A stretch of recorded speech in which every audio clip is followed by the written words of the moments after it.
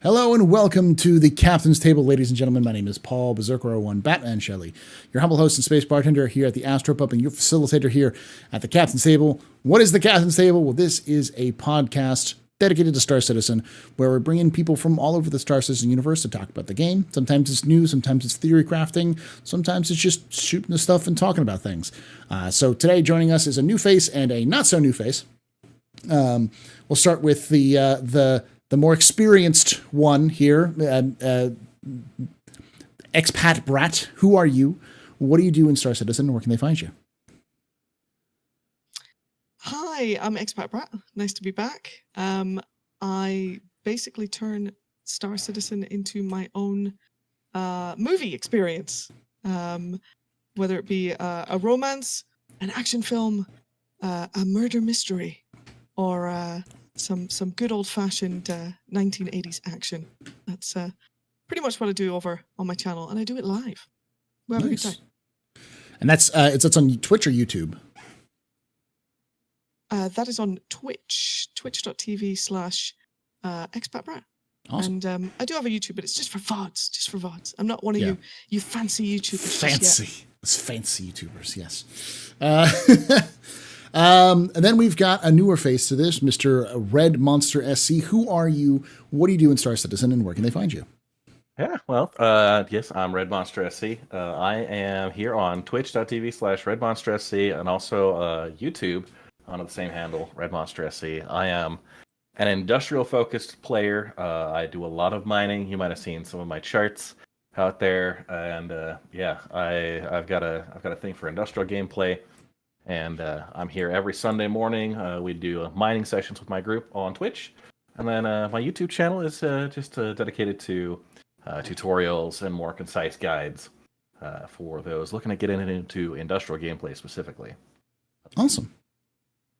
All right. Well, today, this discussion we're going to be talking about today is Invictus focused, because we had two big things. We had 319 go live. Invictus, the launch week began, and of course, a new ship coming out.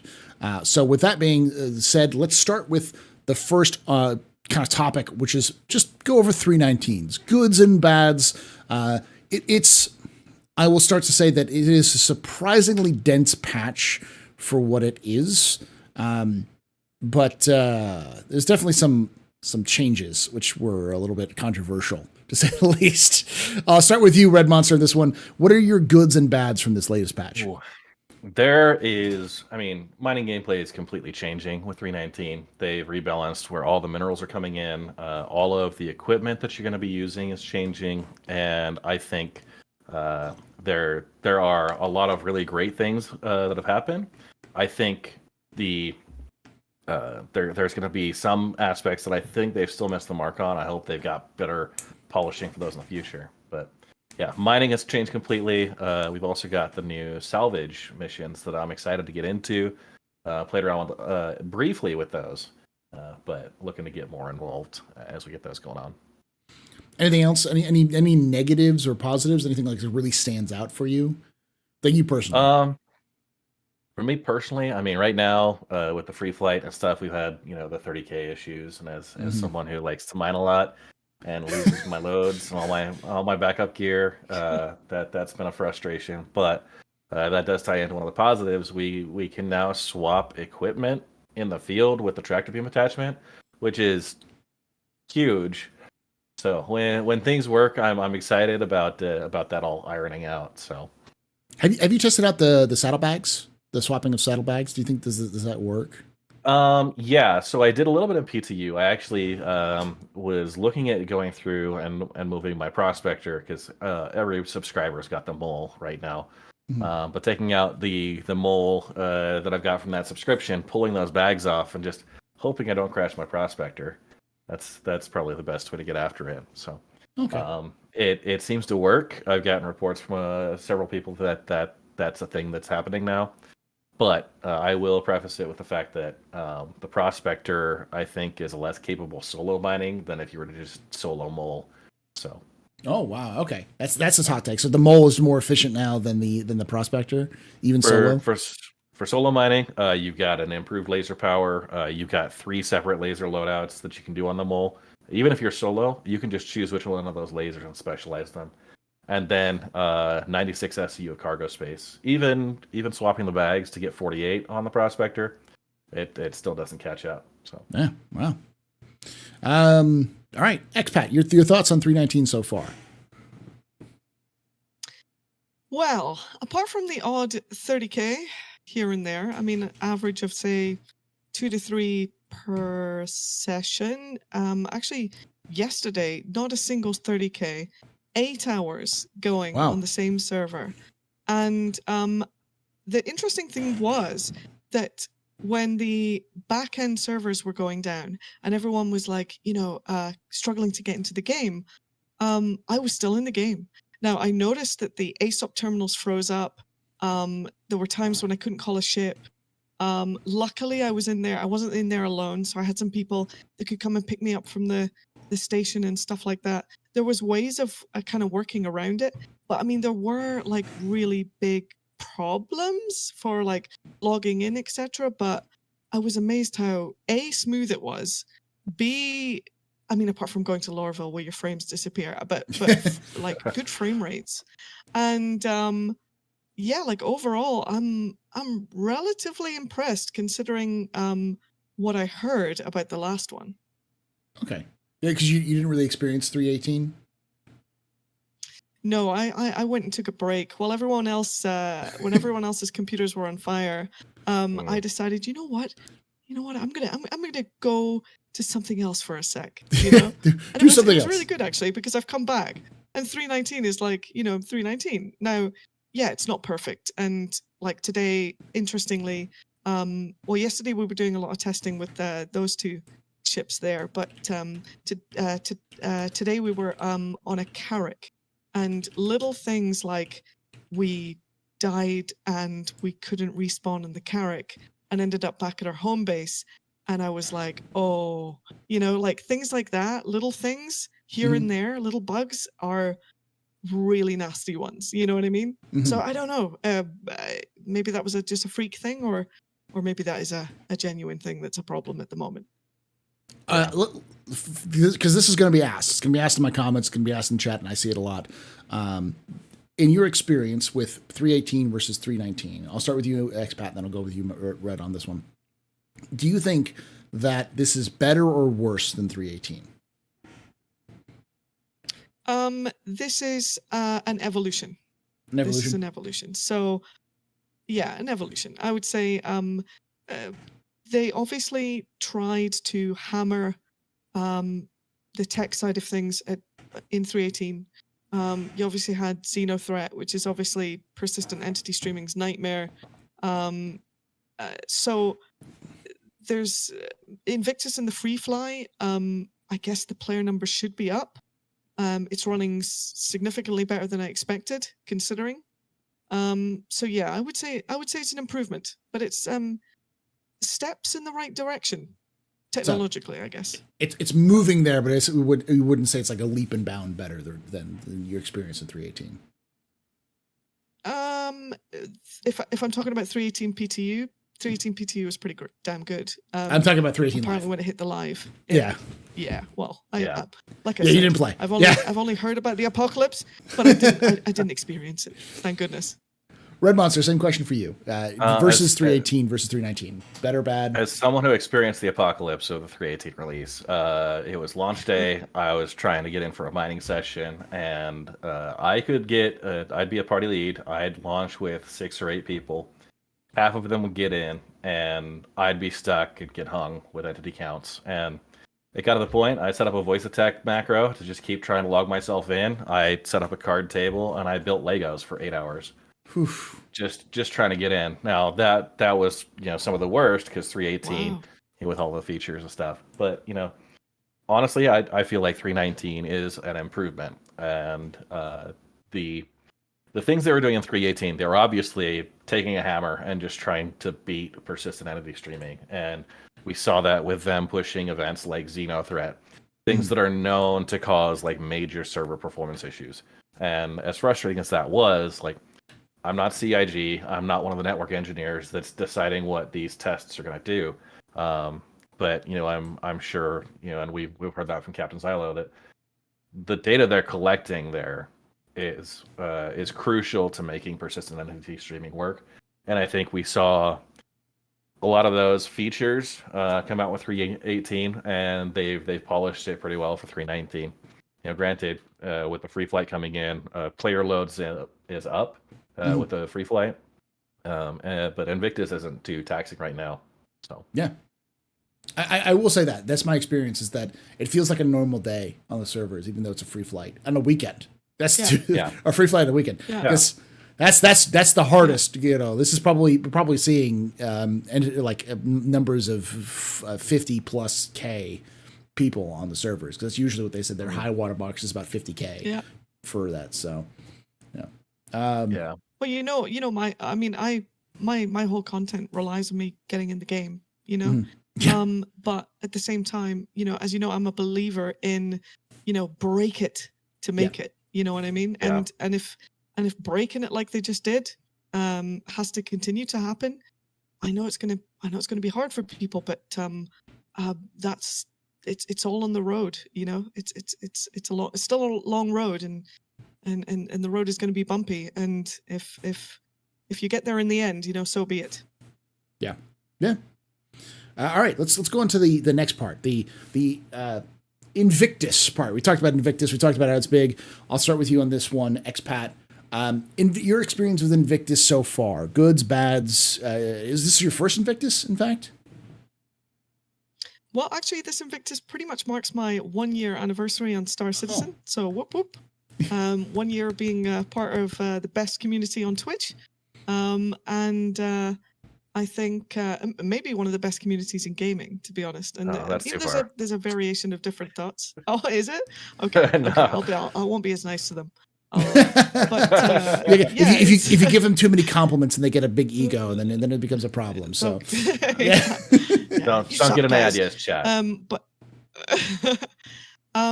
So Invictus, I think is really cool. I like the event. It was, coming into Star Citizen, it was one of the first big events like this I'd seen.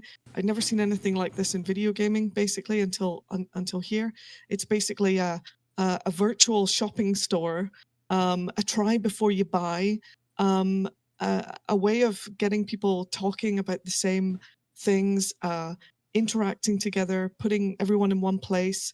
There's just it's a really nice buzz. It's a really nice, exciting buzz, especially for people like myself who like to, science things and science ships. And Invictus is where I really discovered my joy for trying new things and testing new ships. And sometimes it's great because you think you're going to really like a certain game loop, and you think, oh my god, I'm going to be the best space miner, or I'm going to be the best transportation person ever. And you come to Invictus, get yourself the ship that you'd always wanted. You take it out into space, you start doing the game loop, and you're like, nope.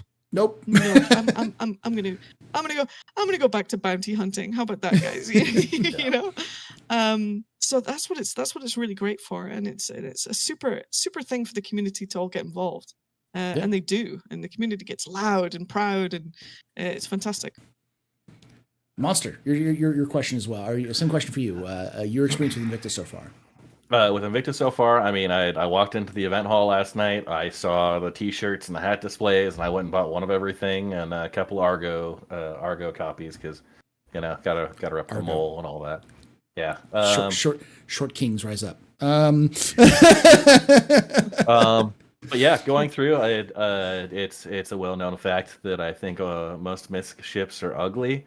So I got in there. The Starfarer was itself.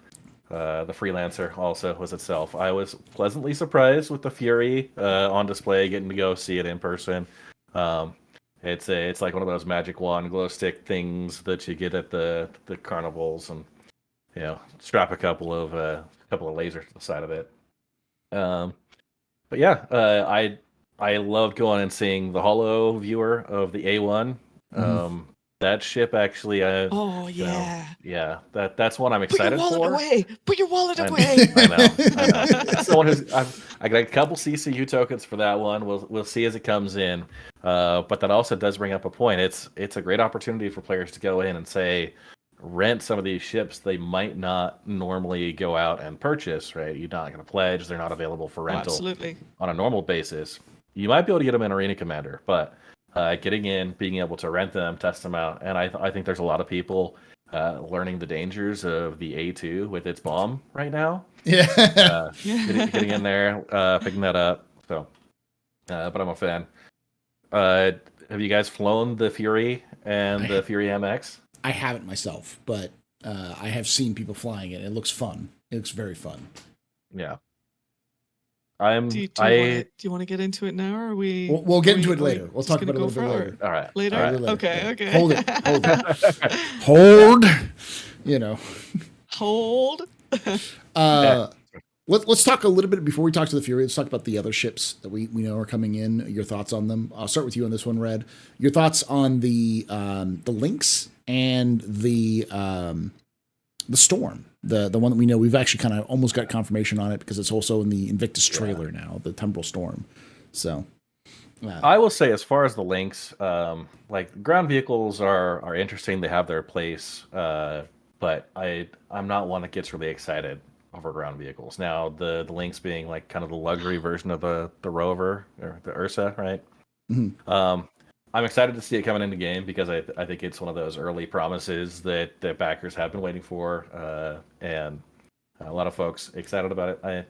I will say, being a ground vehicle, it doesn't really pique my interest as much, and also like I'm out of the loop as far as the Storm. I should probably pay more attention to that. Yeah, but not one that's been queued in on the link on the leaks for it. So. It's another ground vehicle, so it's probably similar kind of things. Like, you don't like ground vehicles, so it's like, or not really interested in it. But yeah, I think when the gameplay is there, we get outposts that are going to have very heavy air cover. You can't just fly a vehicle into, your spaceships can get there 20 times faster. But when we have something that requires a ground vehicle to get in and out of, it may be one of those aspects I pay a little more attention to. All right. Expat, your thoughts on the Lynx and the Storm, as much as you know. Okay, so I do like, I like variety in what I'm doing in Star Citizen. I really enjoy variety.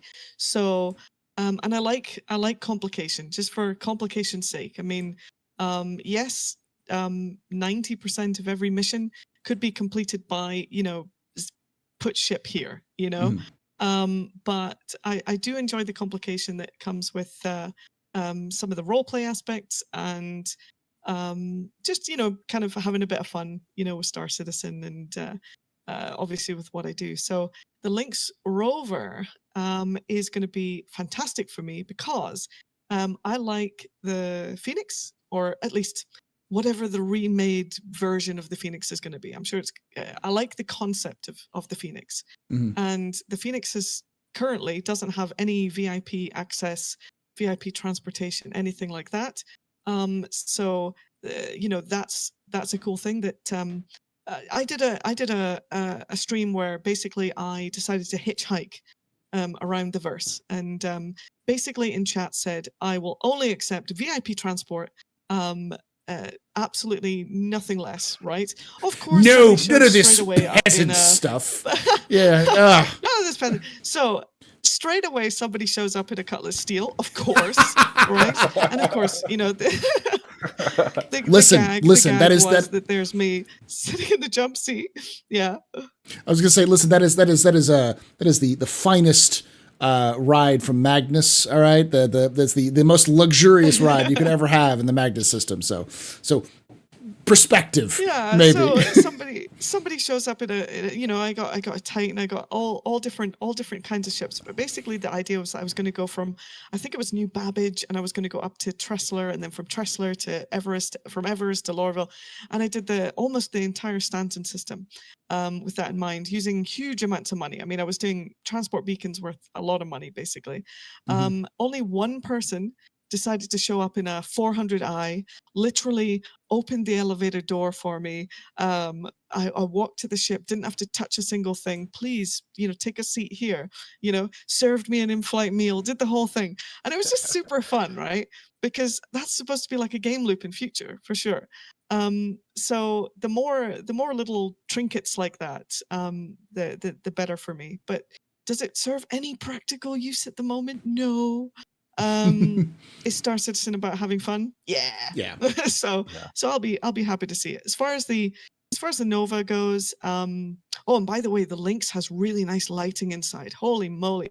Yeah. It's got multiple different lighting variations. There's like a cool purple light that you can change between purple and gold. The chairs flip around, buttons to click on, screens to pull out. It's a lot of fun. You're gonna be sitting there feeling like a bit of a boss in the back of one of those. So if you're an org leader who finally wants some respect, damn it, then that's probably gonna be the one that you go for. What are you talking as far about? as the single seater tank, Yeah. Oh yeah. Red, you're gonna be in a Lynx. You're gonna be like, just wait. I'm gonna take you in the back of my Lynx. You're gonna be like, I'm getting used to this. So yeah, I was in the I was looking at what is it called? The single seater tank? Storm. What's The the name Storm. of it? The Storm. Yeah. Well, you got the Nova. Arguably, the Nova could just be a single thing as well. I mean, I don't know. Do a lot of people operate the Novas with two people? I think you can do it with one, right? I think it you is can. possible. It's a little bit easier to do with two, but yeah, you can do it with one. Yeah. I think the biggest thing would be, what does it fit in, and what is the gun on the top of it? How much power does it have? Certainly going to be handy for going to a bunker and taking out the turrets before your friends come in. Also probably handy to take out the turrets before you go into the bunker in case you ask for a medical rescue. Means you're probably going to be able to have someone land really close to the bunker and come and save you. So, I mean, strategically, there's things you could do with it. If it can fit in a lot more ships, then, better for everybody, really. Yeah. And that VIP escort, like transport services, I think that is a good call out. We've got ships like that are destined in the future, like the Genesis Starliner. But yeah, getting that type of HV, high value person in and out. Yeah. I think that's going to be an exciting gameplay loop when we get it. So nice. Yeah, and it'll be nice for the 600i rework too. Yeah. Oh yeah. That because it could technically. Yeah. Yeah, it could definitely fit. We probably fit two of them in there. So. Oh, absolutely. Yeah. I'm a little hesitant about the Storm a little bit. The Lynx looks fantastic, and I think you both kind of called it out right. It was like the Lynx is the big thing about the Lynx is that it's a VIP transport for the future. So when we have things like NPC VIP transports, it'll be very good to like, hey, I need to get from point A to point B, and you got to land here and take me there. That's where kind of the gameplay aspect will be. But for now, it's just a cool rover. Like that's pretty much what it is. Yeah, it's all aesthetic. Well, yeah, and we're getting consignment cargo missions now, which I think is a step or two behind passenger transport missions. Where go to X location, pick up 50 units of titanium and take it to Y. Get that type of gameplay in, and then it's going to make sense. Yeah, oh for sure. But with the Storm, I don't like the look of it. It's not my bag. It just looks kind of weird. It looks like he took the Scorpion tank from Halo. I think you lay down in it. Yeah. I think it's like you take the Scorpion tank from Halo and mix it with the Batmobile tumbler or whatever it's called, the tumbler vehicle from the Batman series. So like we're it's getting like the Ranger, right? So that's the Bat bike. Yeah, that's the Bat bike. So we're gonna have the tumbler, the Bat bike.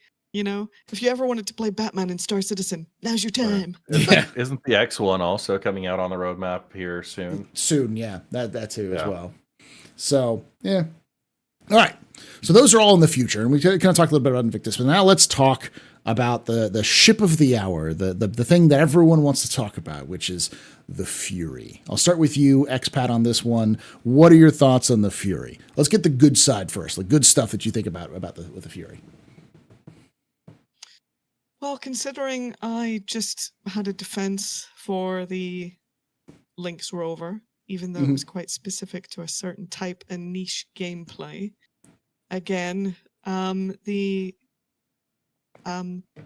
a lot of people buying this ship that I don't think necessarily appreciate that it is going to be quite niche once, the reality of this thing. Once we get past Invictus and people start actually using it in the verse, like without, instead of just funsies, it's quite a niche ship. It's designed for a group of people.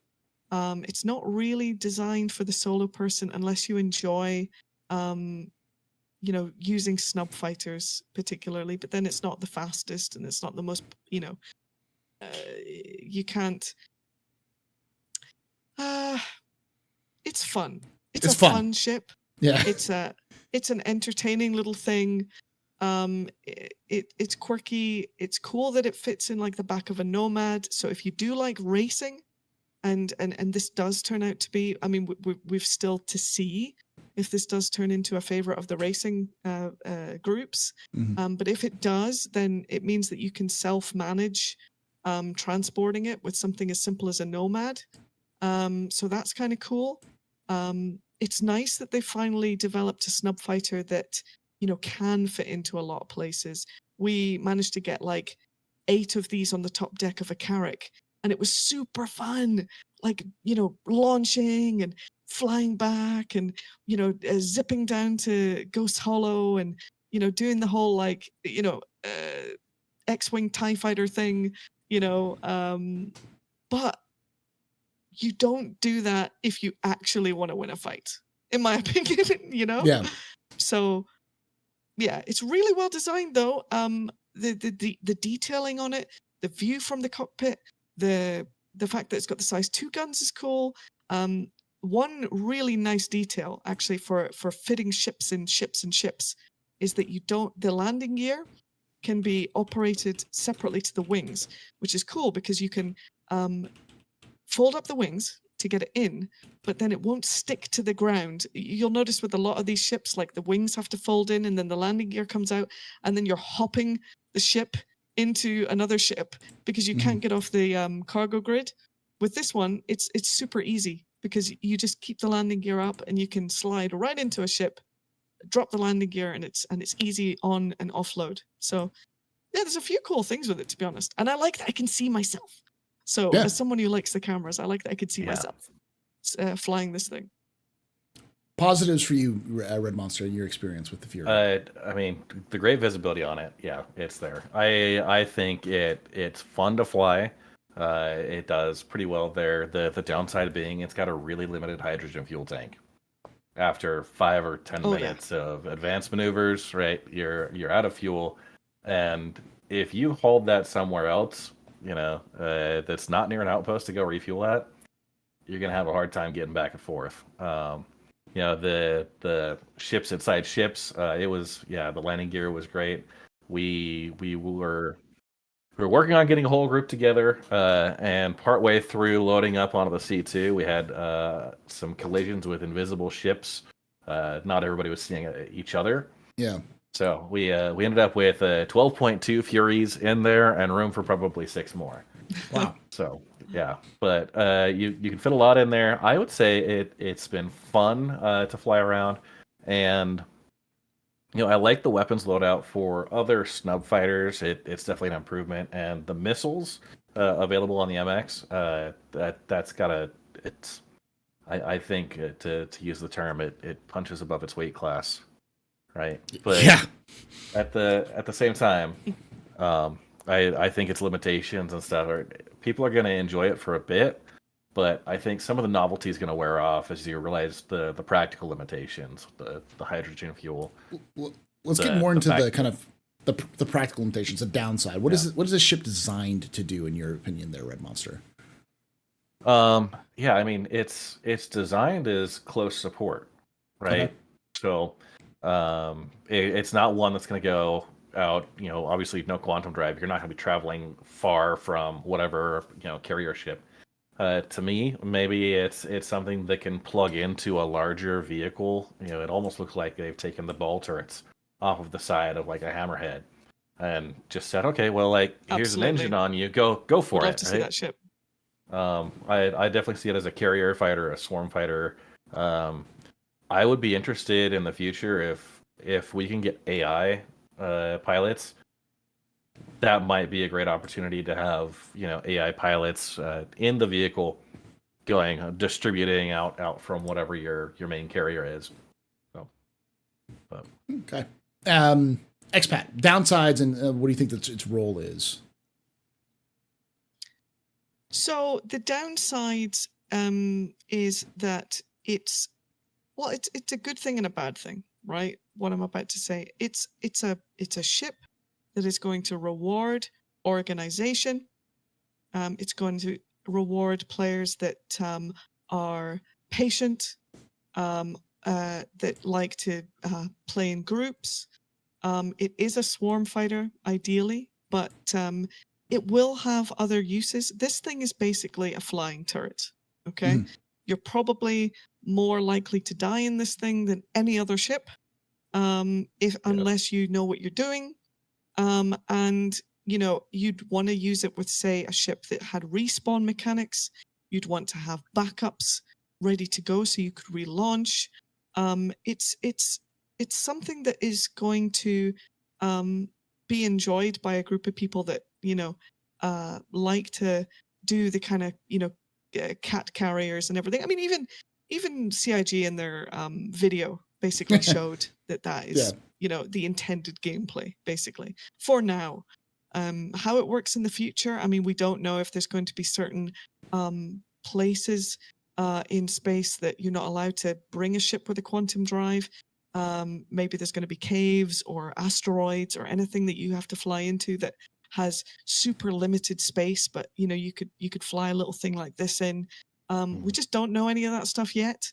Maybe that's in the pipe, maybe that's hopium, copium, whatever you want to call it. But like, you'd hope that there is more to it than what we're currently seeing, because like the hammerhead idea, right, where you have a ship like a hammerhead, where you have these as remote turrets on the side, and essentially this is the ejection pod. This is an ejection pod that has guns. So this is last line of defense. We are running. We're running together, but we're running. And if somebody invades your ship, your captain's dead. The place is on fire. The engineer doesn't know what to do anymore. Time to eject. Out you go on your fury, and last man kind of thing. Yeah. Last man standing. Or you head first towards the enemy capital ship or whatever and try and land this thing. Get out and fight. Yeah. There could be really cool things with that, but we're missing the ship. We're missing the ship that this is designed for. Like a mothership. It does feel like it's supposed to be a smaller component of something larger. And the other point is we're talking about this all within the context of the Stanton system. That we're relatively close with the different planets and moons. We're not going out to uncharted territory where we've got maybe a larger vehicle is going to have a hard time getting into those tight spaces, a densely packed asteroid field, something that needs to be maneuverable. Yeah. These are all like future, like imagine. If the EM signature and everything is super low on this, or if it had like a, I'm looking at, it's kind of like a jack of all at the moment, but you don't, what is the, if it had like a super, I mean, it does have a low signature, but I mean, I think it's a little nuts that they were saying that this thing is to go toe to toe with an Arrow. Arrow has a quantum drive. You get out of there. This thing doesn't. Yeah. If you're toe to toe with an Arrow, you're going, like, if he's not going down, then you definitely are, and there's no way out. You gotta fight or die, basically. And that brings up a little bit more of the combat effectiveness of it. If you get weapons on you for more than about a quarter of a second, you're going to lose one of those engine nacelles, and the maneuverability goes out the window. You're going to be in a death spin as the other thrusters try and account for it. And we saw this last night during playing. It's got the low signature. It's also paper thin right now and very delicate. Yeah, I had a couple of we had a couple of issues with like simple things like learning to fly this thing close to the ground, for example. They say that these thrusters are like main thrusters, and it's main thrusters that can go in every single direction. Well, I mean, that means that when you hit your space bar now, you go flying, like if you hit your strafe down button, you just go flying into the ground. So it's really tricky. It's not an easy ship to fly necessarily. It will reward skill. It will reward teamwork. And it's quite niche. It's an exceptionally niche product that I think they've tried to market to the mass audience. Mm-hmm. I think there'll be a lot of people using this as a token before the year is through. Oh yeah, I think that's the big thing to keep. This is an LTI token, is what this is. Less rather than an actual ship. I do think it has its value though. Personally, I'm one of those people who I really like the Merlin. The Merlin is a fantastic, and the Archimedes specifically is a very fantastic ship. It's fun to fly, and it's really it is a force multiplier on a constellation if you know what you're doing, but you have to know what you're doing. Yep. Like you're not sticking into a dogfight with a Merlin. Like you're going to annoy someone, then fly away as fast as you possibly can, because that you take a cough the wrong way, you die. I think it's the same thing with the Fury. The Fury is perfect for that. Yeah, it's harassment. It's a harassment fighter. It's designed to not go toe to toe with an arrow necessarily. It's more designed to have three of them attacking an arrow, so the arrow doesn't know which target to target, and then when the arrow chooses one, it just flies away, and then it's got to deal with the other two on it, sort of thing. Well, when we were with the Carrack today, shout out to McGilly. I was on his Carrack actually, and basically. It gave me a chance to try and like formulate some kind of strategy with these things, like try and do it for real. How are you going to do this? And we ended up like staying in the Carrack for some of our fights, and we just decided, what, we're just going to stay in the turrets on the Carrack for this one, get this one done, and then maybe if we come up against a bigger target, we'll have the turrets plus we'll launch a couple of Furies, but we were trying to be as realistic as possible. Like if we didn't need to do the Fury, we didn't, but it was there, it was there if we needed it, kind of thing. And that might be a good role for it. Yeah. All right. I think that's going to be it for our discussion. We'll move on to the question and answer sessions. As always, thank you for watching. We'll make sure you check out Red Monster SC on Twitch and YouTube, and Expat Brat on Twitch. And if you are wanting to watch the question and answer session, if you're watching this after the fact in the recording, right above Red Monster's head, there'll be a link.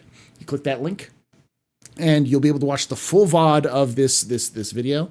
And I'll do a little bit of a plug as well that I'm going to be doing floor tours every new day. So starting Sunday and then on Tuesday and so on and so forth, I'll be live streaming myself going on the floor of Invictus and talking about all the different ships that are available, the lore, what they are, just so you can have an idea of what's going on for each of these locations. With that all being said, thank you for watching. Make sure you hit that subscribe button. Make sure you hit the like button if you enjoyed this, and comment down below your own thoughts on Invictus 319 and the Fury. Love to hear your own thoughts. I do to check out all the questions as well. And like I say every time, hope to see you someday in the black.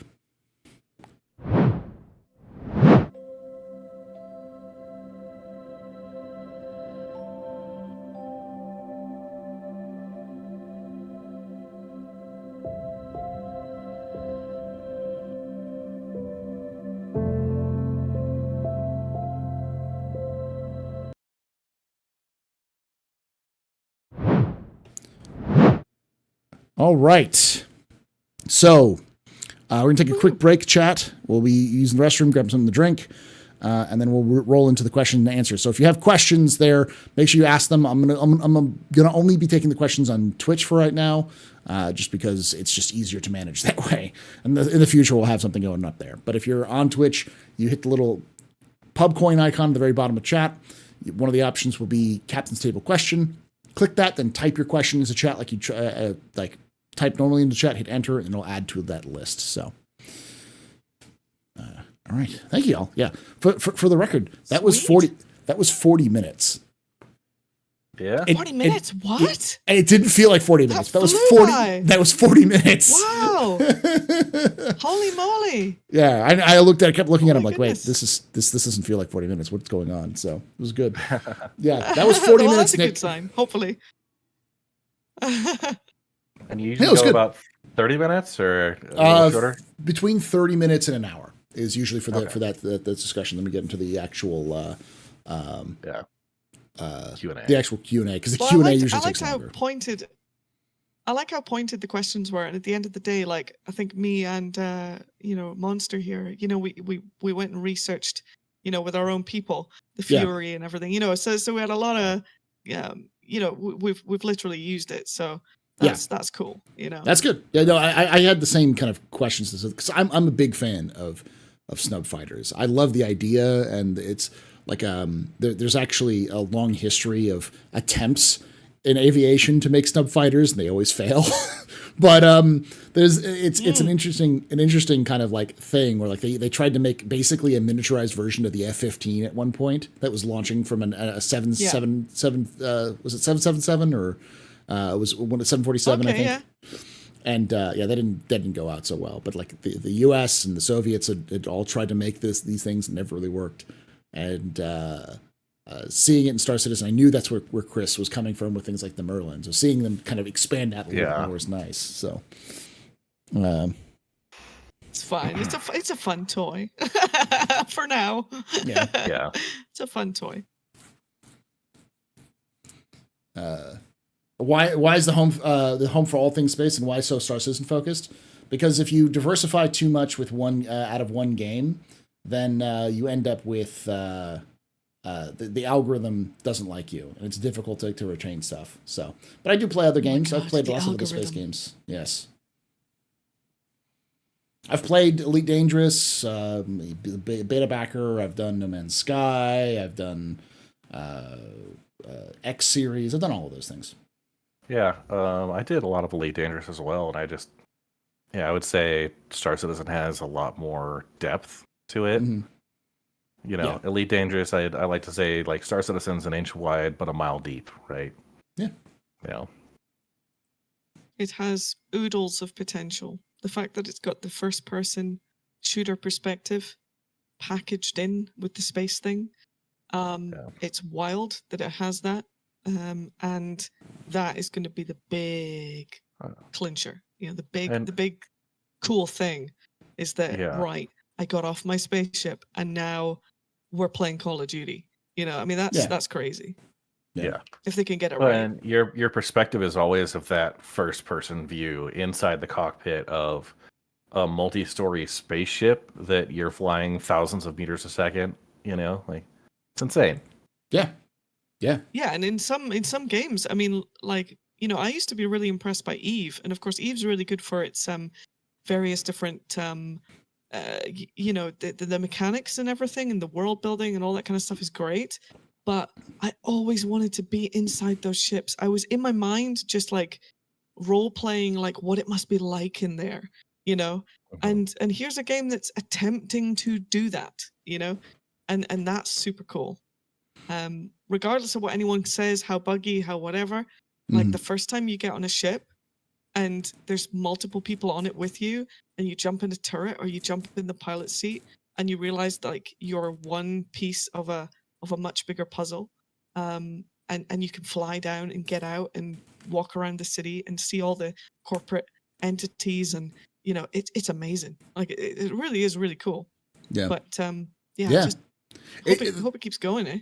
Yeah, that's definitely the reason why Star Citizen is such a big focus for me, is because it really does try to do what a lot of different games are afraid of doing, which is really like getting into that sort of, we're going to try to do everything we can, because a lot of companies like Elite, which is a fantastic game, but you're flying your ship. You are your ship, and then you are your vehicle, and then you're a person, but it's like, instead of being like, oh, I get out of my seat and I walk around my ship, it's like I get out of my seat and now I have instead of getting out of my seat, I fade out and then fade in and then I'm a person now. There's no real, like, there's none of that kind of immersive factor stuff. So, Yeah. All right, Cosmo, I get our Cosmoro, whatever, whoever you are, you just showed up to talk shit. You can come back in 24 hours if you want to. Do it. Oh no! The hammer falls. The burn hammer. As a content creator for I Star don't see the Citizen, burn hammer often. don't we all get that? Like, there's always the first time chatter who's like, when are these gonna be? You know, when is this game gonna finally be released? And Chris Roberts stops taking my money. Yeah. I mean, there's nothing wrong with that. There's a conversation for that, but like. Comes in and then criticizes me for doing Star Citizen, and then someone says like, "Hey, this is why I like it." What? And then goes on a rant about it. It's like, cool, bye, buddy. You're not here for legitimate reasons. You're here to troll, so you can enjoy. You can go back 24 hours if you want to have a legitimate conversation, because sometimes it's just legitimate. So it's Invictus, man. Listen, Paul. It's if you Invictus. just stop making lore videos, they'll finally release. So finally release the game. Yeah. Yeah. Yeah, they're just dragging it on to give you content, dude. Like, yeah, totally, 100%. Speculation. Yeah, to talk about space stuff, I'm also very interested in Starfield when that comes out. That's going to be a fun one. Little side adventure where I can enjoy single player. No Man's Skyrim, I like it. I'm actually trying to I haven't watched any of the gameplay. I'm trying to keep away from all of it. You know, I like the Bethesda games so much that some of the amazing stuff that you get in those kind of games, because it's such a tailored experience, are those, big cinematic moments of like, oh, here's a new place for the first time, here's a character for the first time. So I'm really trying to hold on to that as best I can and be a bit surprised, whether it be good or bad. Yeah, no, they're doing a huge showcase in the beginning of June that I'm looking forward to. But I know it's coming up this year, so I've been covering some of the lore bits, so that's what I'd really want to do, some of that lore, then stream it myself, that kind of stuff. So, all right, let's get back into the question and answers. Let's get back into this. All right, we're back for the question and answer session. For this, if you watch this live, you heard our little. Our little side tangents and such, but for those of you who are listening to the podcast, I'll cut some of that stuff out so it's a little bit smoother experience. But let's take some of the questions from chat.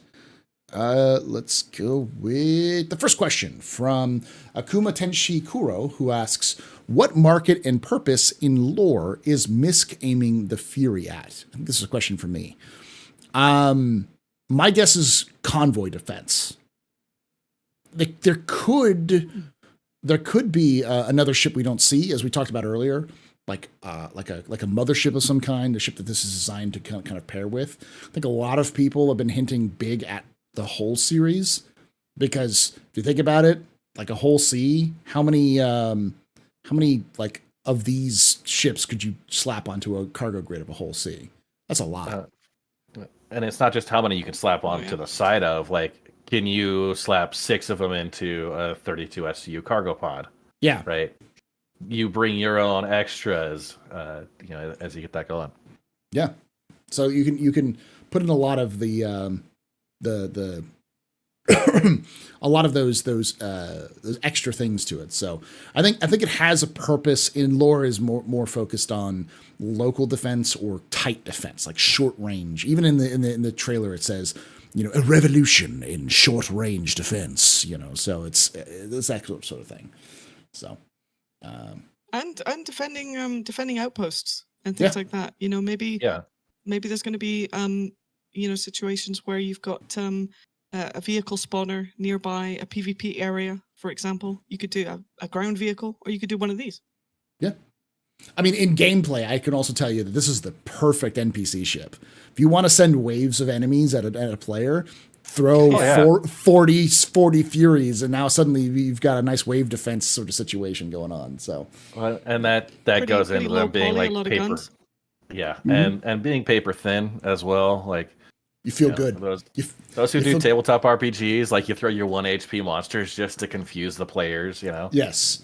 And it also makes the players feel good because like they just cut through swaths of enemies. You're like, I feel powerful, it's that kind of thing. Yeah, So, nothing's better than defeating an entire horde, even if they're like absolutely like 0 HP goons. So yeah, it feels good. You feel like you accomplished something. Let's face it. This ship is a computer system, a camera system, and a remote control system away from being a drone. Yeah. I mean, yeah. Come on. It's got to be close. All right. Next question comes from Steve the Dancer, who asks, how do you feel about mining changes between the Prospector and the Mole, the mining heads module between the size 1 and the size 2? I think this is mostly for you, Red Monster, because I don't do a lot of mining. I've done a little bit of research. Expat's got the way in. If you have some opinions, Expat, let's hear them first, because I've got a lot to say. Do you have any opinions on this? Okay. It's all you, buddy. It's all you. Good luck. Mr. I would Miner? say, about a year ago, I put out my wish list how to make mining perfect, and one of those things was I need to see rocks I can't break as a solo, right? We had, if you had a Prospector, Surge, and a Lancet head, you could break any size rock in the verse up to 318, right? Mm-hmm. You do the double Surge method. You could never find a rock you could not break, and you couldn't fail. Now that changes with 319 because you have rocks that are 130,000 mass, potentially like requiring multiple vehicles to get any even like fracture. I would say it's good for large group play. I think solo miners are going to have to adjust their expectations because we got used to that. We were kind of pampered with the ability for any solo miner to break any rock. That's not going to be the gameplay going forward. I don't think that was ever CIG's intended gameplay either. But we've gotten used to being capable as a solo where you're going to see 2/3 of the rocks in 319 that a Prospector or a solo mole operator are not going to be able to crack. So I think that's an expectation that people are going to need to know. And moving forward, it opens up the opportunities for, we talk about the Orion capital class. You talk about the other, kind of in between RSI ship that's going to be an upscale from the Mole that we got during last year's IAE voted through. So I think I like the changes between the size 1 and size 2. It definitely makes a size 2 solo a little bit more capable than the size 1 Prospector. But yeah, I think for those folks that are running Prospectors, it sucks, but it's like buying the smallest pickup truck you can and being upset it can't tow your houseboat. Yeah, it is. Are we? But Monster, what about new rocks? I mean, what about if they came out with some new rocks, kind of in betweeners? Maybe it's just that these ones are now designed for the Mole. I mean, could we be looking at maybe new rocks? Would that be a good option, like kind of step gaps? I mean, there could be potential that they set specific locations with size limitations. That could be one that, if you go to one specific planet, there's no large rocks left over. Everything else is small enough that a solo Prospector could do it. There could be that type of gameplay that I think that would be possible. But yeah, specific like other minerals, I don't know if it makes sense to have it split up that way necessarily. But yeah, there are already rocks that are much smaller than before as well. So it's a mixed bag. So it's not. So basically, what you're saying is, gone are the days of all of those videos I keep getting recommended, which is make 1 million UEC in 5 minutes with this easy trick where you just have a Prospector and find a Quantanium rock. And so and the clickbaity stuff I think is gonna temper itself out a little bit. I will say people like there's a new mining meta, and that's to look for tier 1 materials. It's gonna be mixed. Probably your best loads, you're gonna have 2/3 of the material are gonna be Bexlite, gold, and Terranite, which are our new tier 1s. You might get lucky and find Quantanium, that'll boost it, but 1/3 to 1/2 of your cargo hold is going to be full of those common materials, just because they're so prevalent, they're going to be in every rock. And unless you get really, really good, good luck on the break, where everything's consolidated into 1 or 2 fragments, you're going to have a lot of filler material to process. So, okay, all right. 600,000 credits Does in this a make- in a mole is a good load. I would say most people are gonna that'll be about the upper end, 600,000 to 700,000, unless you're exceptionally lucky. And how long is it going to take, you think, So- usually? I would say for that, 45 minutes to an hour. Okay, that's not bad still. Sorry, expat. Yeah, I mean, if you've got a surveyor getting out and finding the rock. Now let's hear what expat has to say. Yeah, sorry. Yeah, I'm dying. No, I was actually going to ask. Does this make the rental prospector even more useless? I mean, like obsolete even. There's Like, a is that- double-edged that sword. always gets a bad rap. Yeah, the rental prospector got a bad rap because previously the Arbor mining laser was garbage. It had no modules, it had no bonuses. You were going out with the bare minimum that, yes, it could crack rocks. It wouldn't do it very well. And if you tried to touch Quantanium, you'd explode and die because the instability, you didn't have anything to temper that. They've addressed that 2 ways. First, the benefit is that the Arbor laser actually has good benefits to it now. And you can, with the tractor beam, attach modules, which you can find at outposts now. They're lootable. So you can find Nice. modules, you can buy them, you can buy active modules for 2,000 credits each. You can attach those onto the rental, right? So you're not locked into that outfitting. Okay. But again, with Right. the changes now to rock masses, you are going to have the struggle that every other solo miner is going to have, is that 2/3 of the rocks you're going to find are outside your size capability. So, Okay. Yeah, there's a couple more questions in here. I as say well, Monster but- needs to get on the mining team. Seriously. Guys, CIG, hello. Hello. This guy. Hello. This guy's got amazing guides as well, by the way. Yeah, that's I've seen. I don't know if he's going to plug them. Go watch Red Monster's guides if you want to know anything about mining. He does everything breakdown. He even has spreadsheets. For those of you who I And they're good. like my charts. I like my charts. They're good spreadsheets. I like to say I'm allergic to spreadsheets, and I tell you what, I was looking at his spreadsheets and I was like, "Wow, there be gold in them hills." You know, I was getting money eyes. There's a couple other questions here, and I'll kind of rapid fire for you. Spitposit asks, or Sipposit asks, what are the best mining head combos for solo mining in 319? I like the Hofstede. It's a good balance of combinations. For a Hofstede with a Surge, it's a little bit lower power than the Helix, but you got better range. The Helix is a very, very short range. So Hofstede, Surge, and I think the XTR XL has a wider optimal charge window. Okay. So as many extra slots as you got. Is the gear, the deployable gear, does that actually have a purpose now, more than it has The in the gadget? past? The gadgets? Oh, absolutely. The gadgets, 4 of them now affect the clustering modifier, which is, I call it that unicorn factor, where your minerals will be distributed from that main rock. They'll be distributed based on the fragments, somewhat randomly. A high cluster factor means it's going to be concentrated on 1 or 2. Low clustering factor means you're going to get 20% in every rock, and those are the worst, right? The Optimax gadget, I think, is the one. It's got a 60% clustering modifier bonus. Huge. I would say absolutely worth it if you're in a group that does group binding operations. Like we have surveyors.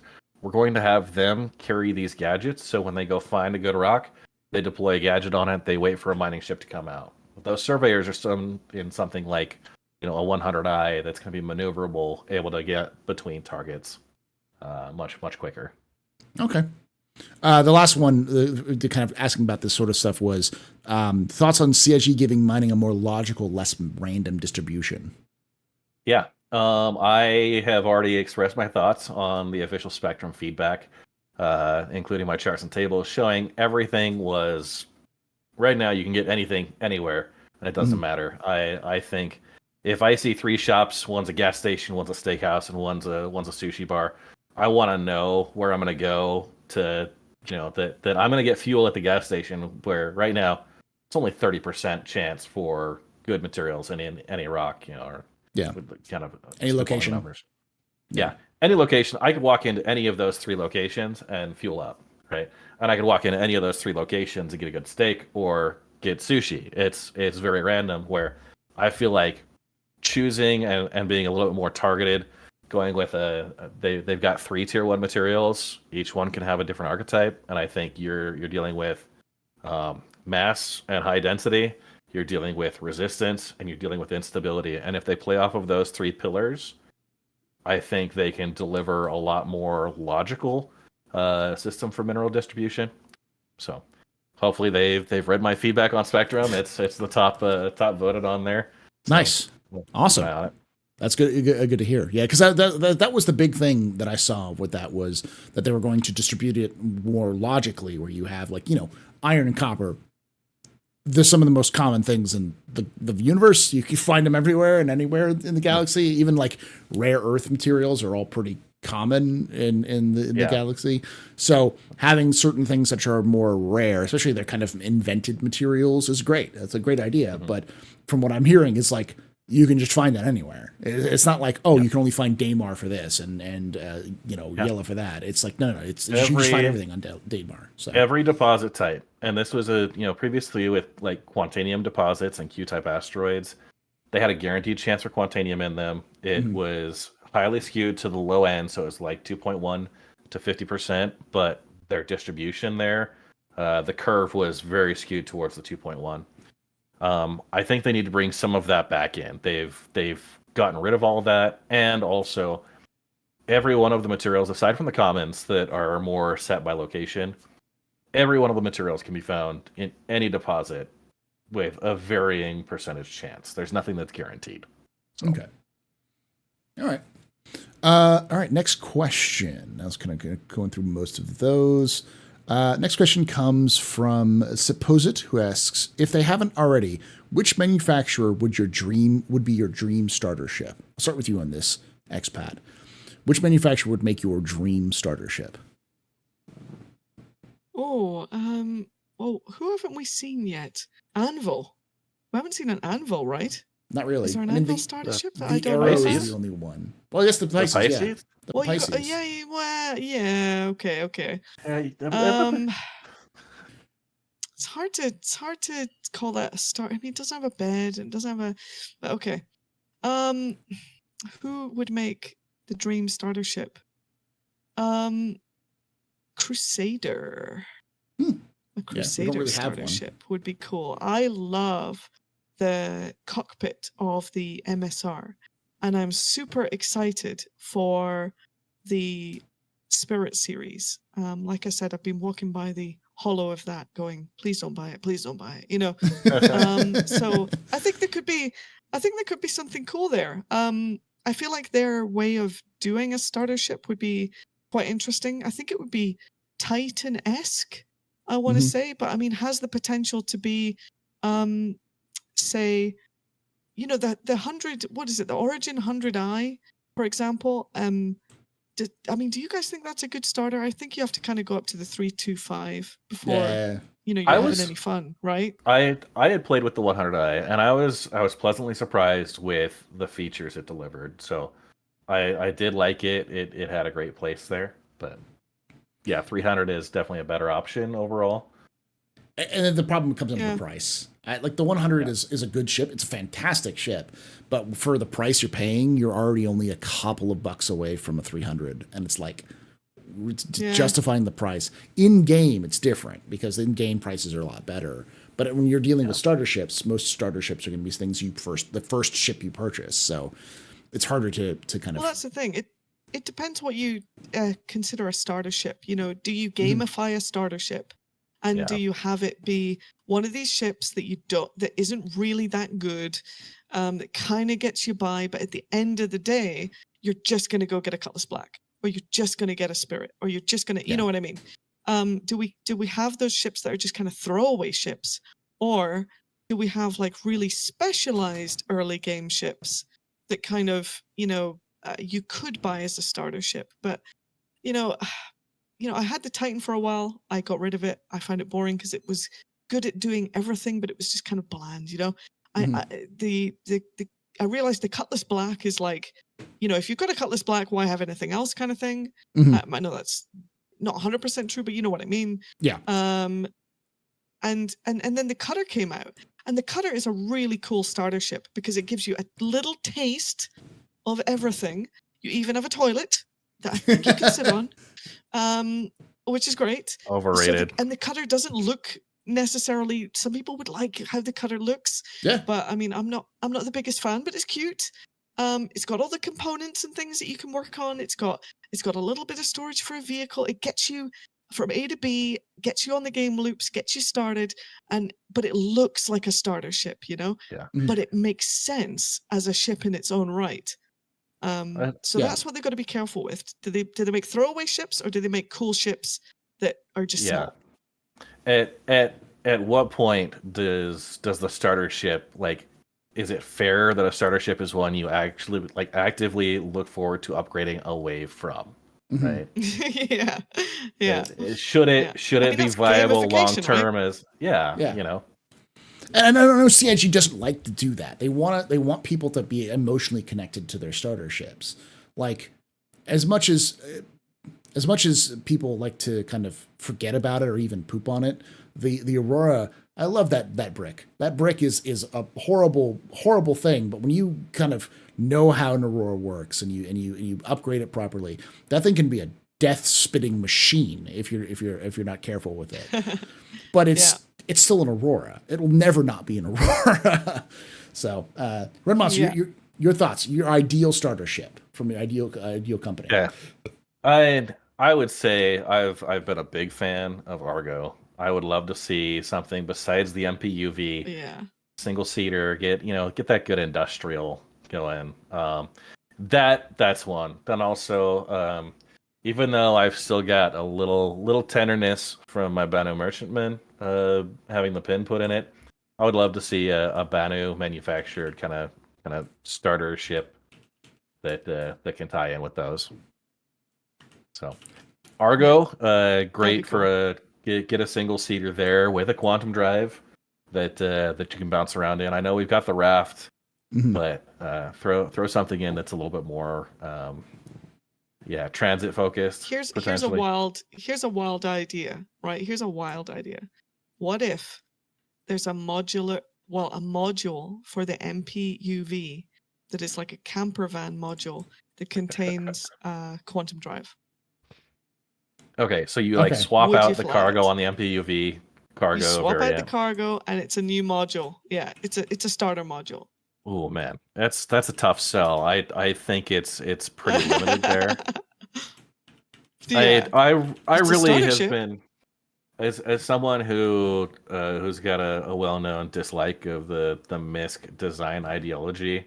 I've always wanted a single seater miner from Argo, and I'd like something along the size of the Prospector for that, so that hopefully we can get a mining and potentially salvage variants for it. Okay. Uh-oh. Yeah. I'm more pain for the Prospector people. Oh, here comes a brand new ship from Argo that. Oh, by the way, it can mine all those rocks that you can't. Oh gosh. I personally would love to see more from Kruger, because Kruger just has 2 ships. So I'd love to see a starter ship from Kruger. Maybe a combat focused one, because we don't really have a lot of combat focus. We got like the 100 the 125A, I think, and got a couple things like that. But I want something that's like pure dogfighter at a small size. Something not as modular as like the Mustang. Basically, take the Fury, make it a little bit tougher, and throw a quantum drive on it. That kind of thing. So, I'm just thinking about like what's in that tier. Like, we're looking at the Pisces potentially. It's Pisces isn't exactly a great dogfighter, but it's capable. The Avenger Titan. Some of those variants. What was I'm curious to see how a Kruger starter ship would the design language would translate from their current snubs to something that's maybe got an interior, because right now it's all very sleek, narrow. You've got the thinned edges and such. That I would like to see what that that goes for as they try to expand that. I don't think price-wise it could be considered a starter, number one. No. I mean, I think it would end up being a luxury, a small luxury touring, a bit like a 400i, for example, but like a miniature 400i, like a luxury touring vehicle kind of thing. Not a single-seater, just a bit bigger, similar to a 325 size-wise, maybe, but with that same design language that's a bit more sleek, a bit more, I don't know, shiny. Yeah, you do something like that. There's also definitely space, as much as people hate to say this because light fighter meta is a thing right now, that there is definitely more space for that Titan to Gladius style, combat ships, the 3225A, we've got the Buccaneer, you've got the Gladius, now you've got the Arrow, and now you've got the Fury. There's definitely more space in there for more different designs for those sorts of things. So, I would like to see. Sorry, no, go ahead. Oh, I was just going to say that with regards to like a starter ship, I mean, maybe it doesn't have to be like a ship in the traditional sense, because, for example, we've got the vehicles, and some people really want to start Star Citizen by having a rover, for example. Having a rover and stuff like that you can actually live in, with the bed logging, with the whole thing, a bigger ground vehicle. And then, being able to do a bit more with the ground vehicle, like even holding another vehicle inside of it, for example, if you just wanted to live on a planet. I mean, hey, all of that is like crazy stuff. But what if you could attach some kind of flying pad or like a flying thing to the bottom of the Ursa rover or something? I would like a ship that was like very small, that was specifically designed to, say, take a vehicle out of like a C2 and drop it down onto a planet's surface safely. Okay. So it provides some kind of flying ability for a vehicle. Now, of course, like an Ursa rover has like a gun attached to it already. Maybe this adds a little bit of more shielding around your vehicle and stuff like that. But it'd be really cool for like hot dropping into like, special forces style hot dropping into Jumptown and things like that, where you've got like you've got your guys on the Ursa rover. You've got to get it down. You don't want the whole, EM signature of like a C2. And you could strap some kind of, you could roll it onto some kind of flatbed that actually had some kind of flying capability. I mean, maybe that could be a starter in some way. I don't know. Yeah. Spitballing. I will say I don't see CIG with their notorious dropship tax putting a starter ship with any type of dropship capability. Dropship starter ship. Yeah. See, like if I was going to do a dropship starter ship, I would say with the perfect manufacturer is Drake. If you're going to do a starter ship that's a dropship, and all it is a cockpit, and then it's cutter. It's not the cutter. The cutter, if you like took like a single beam from the cockpit to the back, and the cockpit is insulated, and it's all exposed to vacuum. You just have like chairs that are like slapped to the side, so you get into the chair, like the suspended roller coaster style. Yeah, where you're like back to back, like 6 people, and you fly down. It's the size of a cutter. And you get down, and you have to go through atmosphere with that thing, and hoping those shields don't fail as you go through re-entry heat. It's just a modified torpedo. Torpedo, or like a modified casket. Listen, I could fix one of those up for you right now. We just take the tractor beam, we remove the dropship harnesses off of the Prowler, and we'll get something to fit in there. Yeah, something like that. Slap that stuff together. All right, next question comes from Gin and Tonic, who asks, where were they going to put the ship name on the Fury?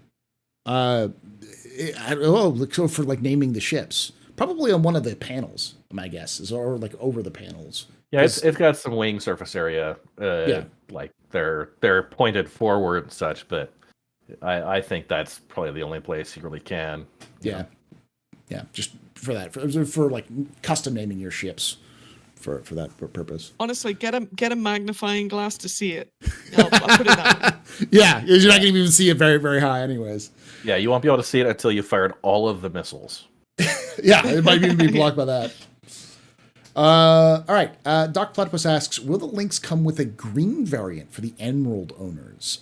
That we don't know. I wouldn't be surprised, but I haven't heard anything.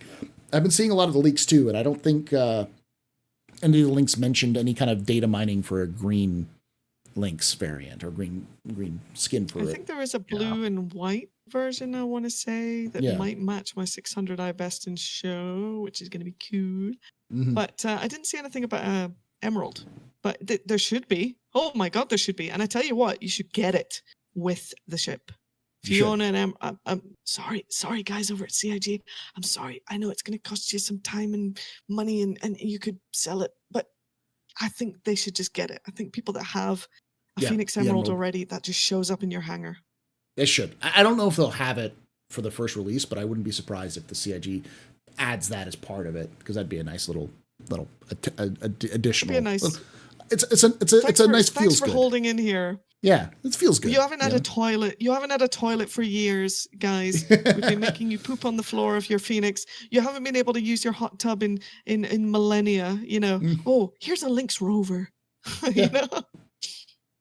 I will say CIG has a love affair with the green paints. I feel like there's a limited number of really good looking red paints out there.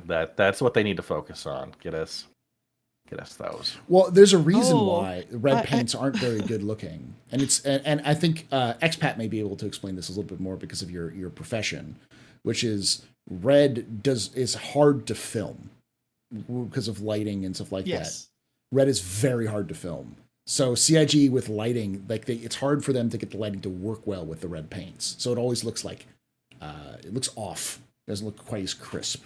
So, well, one thing, and I'm not sure if you own it because you own like a Saber Raven, Mr. Saber Ravens Club. Anyway, I'll never let him get away with it. He's I'm sure you already have a fully red Carrack. Do you? Do you have the fully red Carrack? Yeah. I've got the fully red. So ones of these. Are you gonna have fully red Furies on your fully red Carrack? I would say the red they gave us was sequined, like reflective, metallic, bright, vibrant red, and it hurts my eyes. Right? I'd want like a flat kind of crimson. You know, not that highly metallic reflective, but yeah, it was very Fast and the Furious. It's pretty gangster. It was aggressive. It was very red.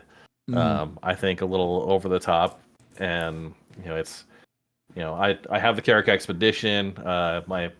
Between the paint options I've got, I'm finally I'm settling more into the polar paint as opposed to the IAE one. I think the polar paint's the one to go for. I remember seeing a picture of a concept. I don't know if it was something that one of the community came up with, but I hope they make it. It was there's an orange paint for the Titan that's got this exploration company on it. Yeah. I think I might be 30K. Nope. Oh no, I'm okay. Yeah. So basically there's this exploration company or something, and there was like a paint for the Titan with orange. I remember seeing like on Google images or something, a Carrack that had like orange with this a galactic surveying company or something. Oh on yeah, it. The ICC Stealth Surveyors, yeah. ICC, yeah. I hope that wasn't just like some fan-made thing. I hope that's actually on its way. Maybe it just got forgotten. I don't remember. Sitting in the back somewhere. I wouldn't be surprised if they do. There are lots of talented artists who've been doing some of their own mock-ups for paints and stuff like that. I'd love to see an ICC Stealth Surveyor, orange ICC Stealth Surveyor skin for the character. That'd be great. All right. Yeah. We've got 16 more questions. Wait. So let's go with Q-Pan asks the one that everyone asks, or he asks every time. How's everyone doing tonight? How are you doing there, expat? Well, I'm over here at Invictus Launch Week 2953, having a blast, as you can see. Thank you very much. Red, how you doing? I'm doing good. Had a productive morning. It was a water change day for my aquariums, so I got that. I end up always wearing a bit more water than I plan on. But my wife has a beta tank, like a 10-gallon beta tank, and so she I know that feeling of when she gets water change day. It's like I gotta do it, and it's messy and everything gets dirty, but it's worth it. For me, it's all right. I'm coming to the end of my school year for work, so I've got another week, and then I'm done for about a month, and then I go back to do more stuff on the lead up to the new school year and everything. So I'm kind of I'm almost done. I may be crawling to the finish line, but I'm almost done. All right, next question. I have to say, I did enjoy watching your lore tour. I've never seen a lore tour before, and I really enjoyed it because I really want to learn a bit more about all the different lore. And I thought that was really cool, and I enjoyed watching that. So I like doing.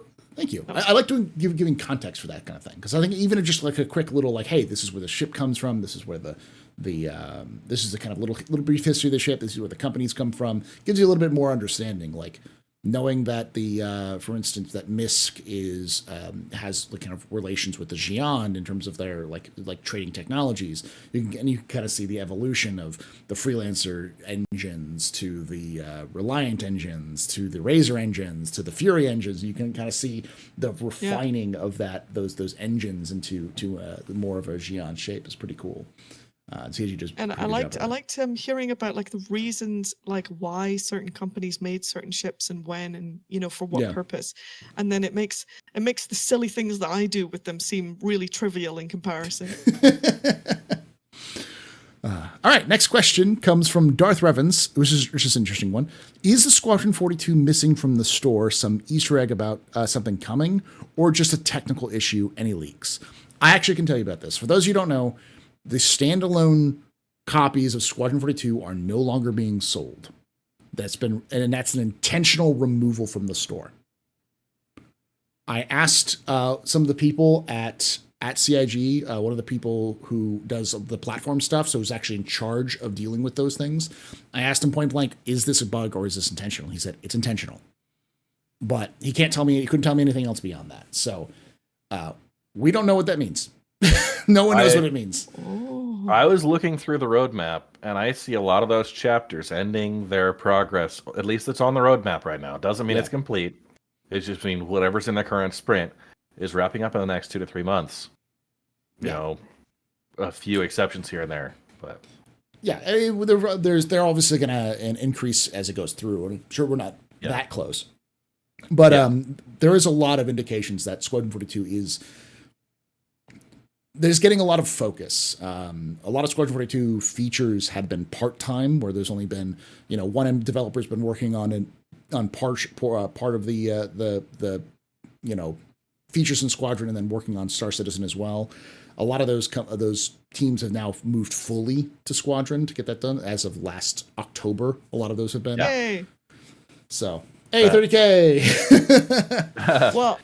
Listen, I'm not going to name any names just in case they, for whatever reason, but they've been very public about it. Actually, so another one of our Twitch brethren, they are going to be a quality assurance or QA on Squadron CIG, and they haven't told me what they're going to work on.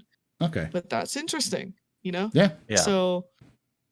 Maybe things are at the point where come and play it, and let's hash out the bugs. Yeah, I mean they've definitely been talking a lot about getting that stuff going, like with more gameplay, more playing it from first to last, getting more feedback. They talk about it in the monthly reports. So wasn't that like it was a year ago they made the shift, and that's when we saw a lot of the slowdown in persistent universe features and updates, right? That they took all the developer resources that they could and put them towards Squadron 42 to get, to really push on those sprints.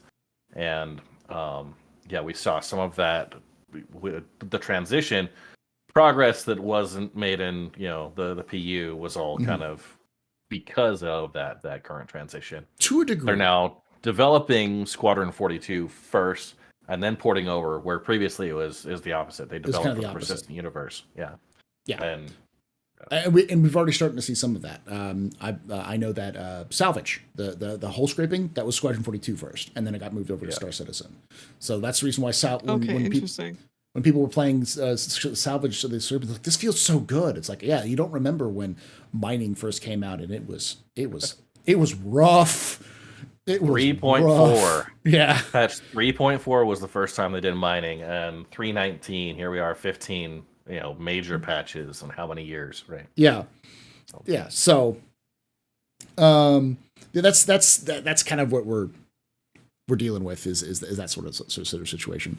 But we don't know. The reality is no one knows the reason why.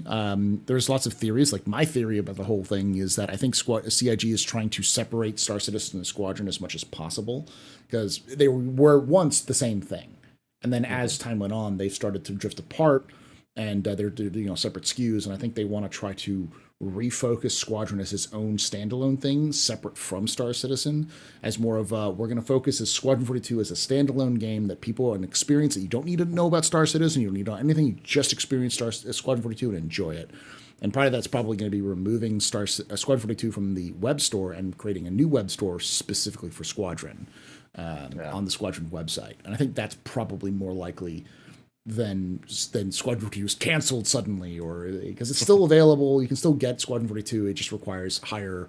You have to spend over $100, I think, on the game in order to get that access to it. So, well, I had a conversation with somebody the other day, and they mentioned, or they made a statement that they felt like things were moving a lot quicker now, and they were moving faster.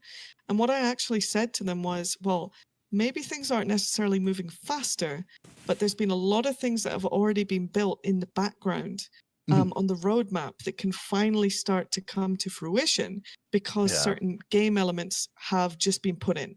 You know, those things were waiting. Those things were ready. They just needed tweaked once that one thing was finished and ready to go. Yeah. So perhaps there has been a lot of work in the background that, you'd only see by, deep diving. But at the end of the day, here it comes because, we released this. Yeah. And I think you touch on a good point. There are two really great examples recently of new features that came in that were just like, and by the way, we're doing this now, right? We talk about crafting with the salvage. You can take RMC and craft your own tractor beams and multi-tools. And that was like their tier 0.0, but they were just like, we figured out a way to do that. That's because the core systems, the item port 2.0 and everything that we've, complained about for 5 years up to this point. And then most recently with the tractor beam being able to attach and detach, these are all things that the core tech had to be developed over the previous couple of years. But now we're getting to that point where people are ready to flip that switch, and we're going to start seeing things like that. The lights are going to start kicking on. You're going to realize the whole thing's alive, right? I was going to say that another example is AI. The AI system they showed off at CitizenCon last year, which was for Squadron 42, they've had that done now for almost half a year. They're pushing it and they're evolving it more. The reason why they haven't released it to Star Citizen yet is because Star Citizen. Servers are garbage, and nothing, they couldn't handle that AI. The AI would just be as derpy as it is now. So they're waiting until Chris has even said they're waiting until 4.0 until they can get server meshing in, and after 4.0 before they actually import that system over. But it uses the same basis for as the current AI does. It's just more advanced, and they're still working on it with Squadron. And they're going to add more to it, but they just can't put it in Star Citizen because Star Citizen can't handle it right now. So that's a good example of one thing that's already done. And there are other things like the EVA system is being worked on and possibly closer to being finished. There's also like the movement systems they showed off. A lot of the stuff for Squadron is just waiting for the game for Star Citizen to be a little bit more steady. So, yeah. Do you have faith in? It's a crazy question, maybe, but do you have faith in persistent entity streaming, and if that technology couldn't be done, within a reasonable amount of time to get Star Citizen out the door, for example, would you rather that they came out and said, hey, I know we sold you on this experience, but that's not necessarily going to be possible. Here's a single player alternative, or here's a private server alternative, or here's, the whole 50 people on a ship fighting 50 people on another ship with multiple fighters surrounding them. If that wasn't technically possible, would you be okay with them just kind of coming out and saying, you know what, we gave it a go? This is the reality. No, because I didn't buy that, but and I think they would have a problem beyond that. But I also don't think that CIG is in a situation. I think if CIG finds a situation where server meshing isn't working and all this technology, it's just on fire and we can't fix it, they'll find another way around it. Because another good example of this is PES. PES is not their first attempt at persistence. Their first attempt at persistence was iCache, and it was a dismal failure. And instead of being like, oh, iCache didn't work, we're giving up on Star Citizen, they just said, we'll look at another solution. And then they came up with PES, and that's how they've come up with the current PES system. So that's just kind of how CIG works. If it doesn't work, they'll find another way of doing it. And they may have a situation where they don't get the tens of thousands of people they want. But I think CIG will always persevere to try to get something of what they were trying to do in the first place. So, Yeah, I mean, I'm saying this at the time when people have the potential to buy Krakens and things like that. It's it's on future. I'm not saying it's like the stock market, but you're dealing in futures. They're dealing with faith, right? People are buying stuff with the hope that they can fly their javelins with the 80 crew members or whatever. But when you sell the concept of something like a Kraken, where say you're going to have 50 different players on each, with 5 or 7 various medium fighters there, you're selling that concept. I think it's crucial to be able to deliver on that concept, and that's what they're working through. And obviously, the technology hasn't existed in other games, and if it was a traditional game studio, would never have been. I don't think ever would have even been attempted, based on the constraints and the amount of unknown technical challenges that developing a system like that is going to bring.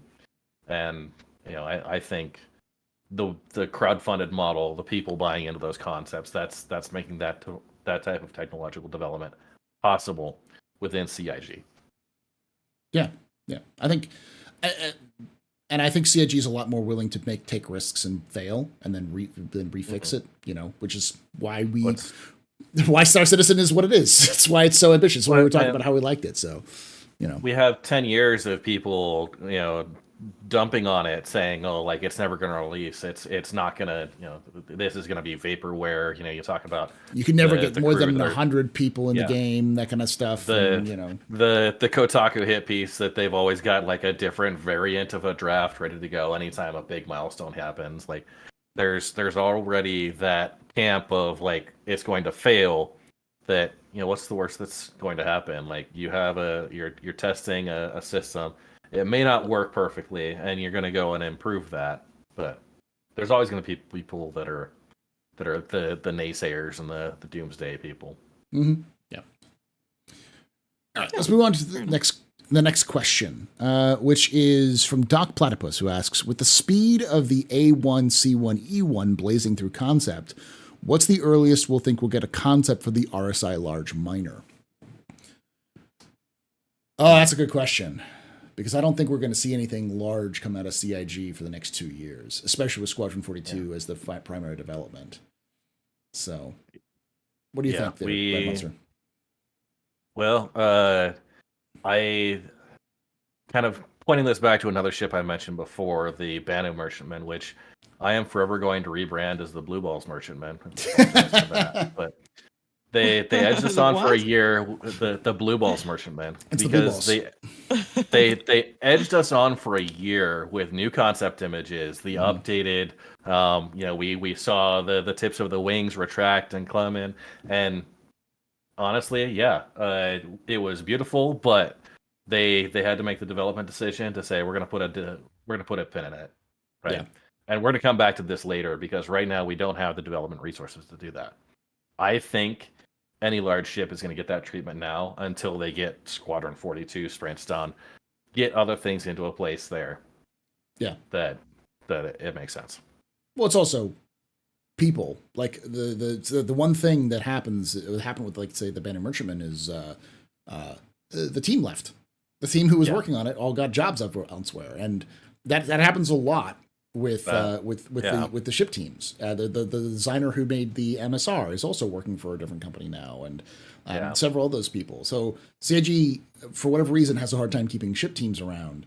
And so if you're having a hard time keeping ship teams around, the worst thing you can do is take a team that you don't really know 100% about and give them a ship that's the size of a BMM and say, hey, it's going to take you 18 months to make this, because you don't know if they're going to be around in 18 months. So that's the reason why, like I said, the guy who made the Fury, this is his first ship. I'm guessing they're giving a lot of these newer people the smaller ships to work through and be like, are you going to stick around longer? And if they're like, yeah, I like working here, but like, cool, we'll give you a bigger ship. I think that's a kind of a more, combination for those sorts of things. So, For our first ship, he did pretty good, eh? Yeah. Hey, great. I mean, he actually, the funny part is I looked, I've been following him on Twitter. He used to work for Codemasters on F1 racing games. So, he did like background art and stuff like that, but you can definitely see the racing inspiration from there. So, all right. Next question comes from MANCHACA, and I'll have you answer this one there, Expat. Do you think we'll be able to retrofit ships at some point, like stripping the MSR for servers to make room for other things? I'll be right back. So retrofitting the interior of ships, is that, did I get that right, Monster? Yeah. Pulling servers out of the MSR. How's that going to work? Yeah, pulling servers out of the MSR to put other things, as in I'm doing it. I mean, clearly I'm going to pay someone else to do it. I mean, I'm a VIP. No, never mind. Yeah, no, I don't think you're the type that's going to get your hands dirty. Let's be honest about this. So I think it would be really nice if the interior of your ship basically became a bit of a I mean, if you look at the cargo grid, for example, when you use your tractor beam and you hold a table above the tractor beam, you suddenly see like a hologram of a table appear. So there's a technology in the game at the moment for taking an object that you've picked up with your tractor beam and turning it into a manipulatable hologram version of it. I don't know how it's doing it, but it's basically taking that mesh, transferring it into something that would be a visual of what it would look like on your cargo grid. So, with that kind of interface in mind, I don't think it's too far a stretch to be able to have a grid system for components, a grid system for objects, and that your whole ship has some kind of grid system attached to it. I think it would have limitations. I think it would be, I don't know if it's going to be a bit of a time suck that you don't really need. But at the end of the day, like, if you didn't want to live at a space station, I mean, it could be a cool thing that if you got the component or if you got the module for the MSR that wasn't the server, whatever module it might be, and you could fit it yourself. I think that would be cool. And the other thing is, like, okay, maybe you couldn't afford that module. You can't buy that module, but you just came across a wrecked MSR that had a module there that could be repaired and put into your ship.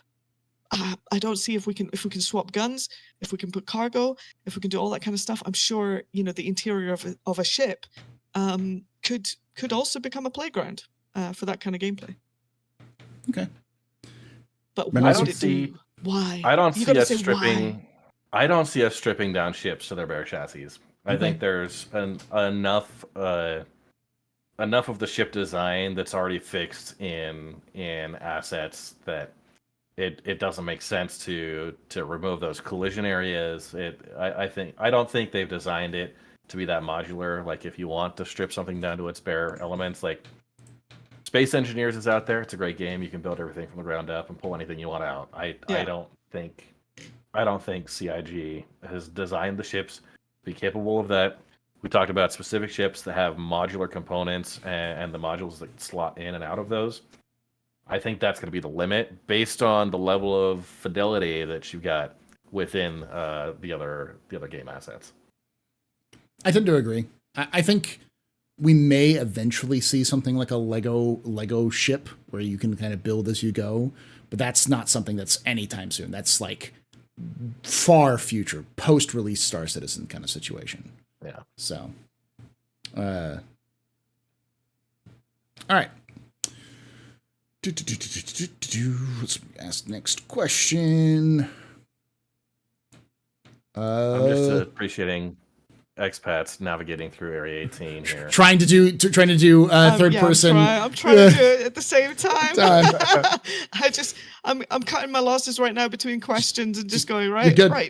Go. Back to Invictus. All right, next question comes from SipPosit, who asks, what tools would you want to see CIG implement for making Machinima easier or more immersive? I guess this is a question for you a little bit there, Brett. What kind of tools would you like to see for like camera controls or any other tools that might help out? Well, I would like to see like say a dedicated record feature. I know we can interface with OBS. I know we can interface with screenshot apps, and you've got your whatever. But funnily enough, my print screen doesn't work. So I always have to go to Windows Snipper or some weird thing, and it's just such a pain. So it would be nice to have dedicated photo tools to be able to almost freeze a frame in game, and also record in game. And whether that was, it could be in the form of a modification that talked to your OBS or talked to your streaming software or talked to whatever external recording software that they maybe approved for use, and just made it easy to mark a gameplay moment with an in-game anything that stopped me from going out of the game but still allowed me to create the content would be amazing. Mark that clip. Mark that moment, record that last 5 seconds. We've got those features on, say, Xbox consoles, PlayStation consoles. Maybe integration of I know a lot of people don't like it, but the Xbox Game Bar and things like that. You know what I mean? Yeah. Those features that are already out there, the NVIDIA stuff. Maybe integrating those features would be helpful. There's a system that I've seen in there's like a mod for Minecraft, and then there's also a mod for and then there's also stuff this was big for Halo, where you could basically take the entire game itself, the game you just played, and then replay that whole thing in any different angles you wanted to. Instant replays, so cool, yeah. But it saved the engine information and stuff. Exactly, yeah. Saving the engine information and the location. I'd love for you to be able to, would you have a moment and be say it's save the last 20 minutes of that whole thing, then you could go back and pull it out there, or you could have a setting where it's just constantly saving everything you do, and in different snippets and stuff like that, but not just your perspective, but the whole situation. So you could take a camera and then see from a different perspective, oh, that's how that guy snuck up on me. He got through this little location. Oh yeah, here. That's how he got me. Yeah. Yeah. Or being able to get a drone shot, almost as if of you kind of going over there without having to actually get someone to go in the drones and stuff like that, just to make it a little bit easier for. Well, yeah, I think in our last conversation we talked about eventually coming into drones as part of the gameplay, and you'd have drone cameras and things like that. So more integration of that would be cool. Yeah, I think the ability to take a snapshot and say, I want to see, all of the player interactions or AI interactions that happened within 5 kilometers for the last 10 minutes, taking that type of screenshot or that snapshot, being able to pull it into a system, standalone. And, CIG, I think they use TrackView. I've heard that mentioned a couple times for their for their commercials, but being able to pick, positions for the camera to go through during the entire situation, pan through. I think that would be phenomenal. I'd probably waste way too much time in there. But it would make I do videos think- a lot easier, and it would be really cool because it would let you be able to give us more of that ability to really show off the engine and show off the game. So yeah, I think a quick thing they need to do right now is give a little bit more of the precision controls to camera angles, and maybe having defined the transition between certain cameras, that you can say, yeah. okay, I want to take my camera transition. If I go from cameras like 7, 8, and 9, I want it, instead of taking a quarter second snapping, I want it to be a slow, gradual over 10 seconds. Yeah, it'd be awesome. You can configure it A to B, and then exactly. Yeah, absolutely. I 100% agree. That's some of the stuff that takes us out of it is the camera switching and stuff like that. But also there's currently a bug or I don't know if it's a bug or a feature. You never know with Star Citizen, right? yeah, They're all features. But basically, they're all features. If I was wearing a backpack right now, you see how you're looking at? I'm looking at my camera and I'm walking, for example. If I'm wearing a backpack right now, and I click the F key, right, I go back to my front view. Okay, but if I was wearing a backpack now in 319, it will open the backpack on my back as if the backpack is an item laying on the ground. Okay? Yeah. So I don't know how that changed, when that changed, but there's no way right now in Star Citizen. There's two cameras. There's this camera, and then there's this camera. Okay, there's two people cameras. Only one of the cameras can be used for the custom camera views. Okay. The second camera is always just going to be the second camera, no matter what. Okay. And you can change it like the first camera, but you can't set a specific position for this, However, there's no way of me going directly from this camera to my front camera. Okay. Yeah.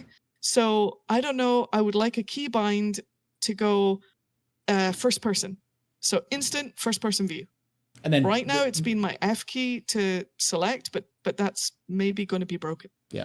And I do want to say this before, because I can already hear the key tappity taps of comments being like, let's get the game functioning first. None of this is, we're saying this is a priority. 100%. We're just, the question is, I want it tomorrow. The question was, what would you like? And these were all ideas that we'd like to see at some point, because it just makes, it allows, it would allow us to create more immersive experiences, more fun experiences, and also show off the game a little bit better overall. So, yeah, 100%. All right. Next question comes from Aimless, who asks, does this whole launcher also involve the Fury pilot getting in and out without EVA? The concept of having like Fury inside a SCU, a 32 SCU crate, and that kind of stuff. I think you'd still have to do EVA.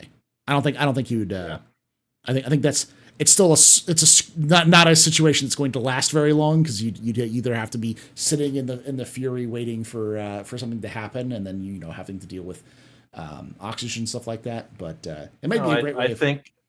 I think you just deliver them through the vacuum tubes they use in banks. We just exactly with that exact sound effect. Yeah, the people movers from Futurama, those tubes. I think you could do that, but also have risk versus reward, where like you can have people who are escorting a hull around and like, oh, we know this area is dangerous, so they pause, they EVA out, they get into their Furies, they take off, and they're flying around besides it, and then after a few minutes, after things get a little bit low and your hydrogens come back, you dock it back in, and then two new people go out and get into their Furies and go around, and while you kind of transition back in. It would be a pain, and that's the point. It's not supposed to be super easy. It's supposed to be something that could work or is available to work, but it's not like ideal.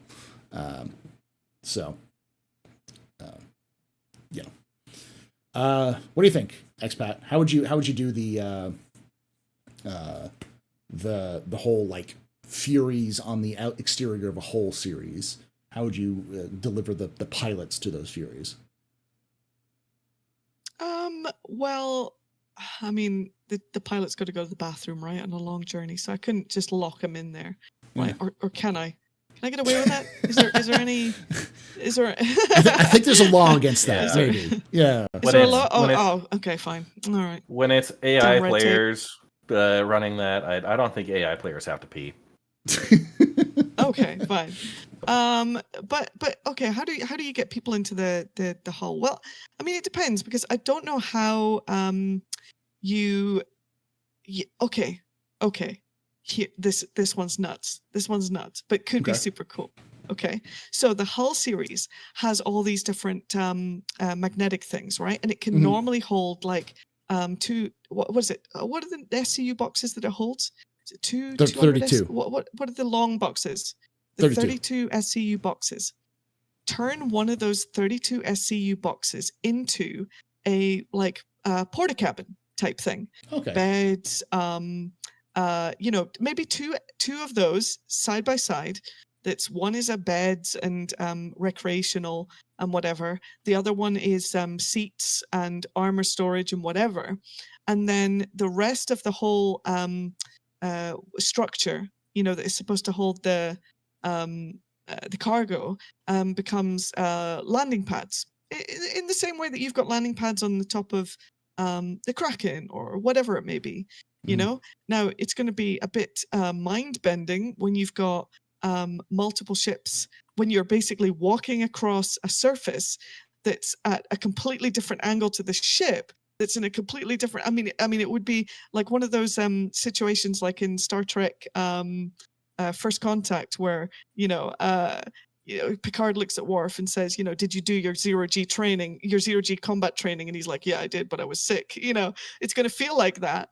But it's going to be practical, right? So you've got a place for the crew when they're not in the ship, and then they can still run out to their fighters. So you can still take your helmet off, do your get your food, get your drink, bed log, whatever you got to do.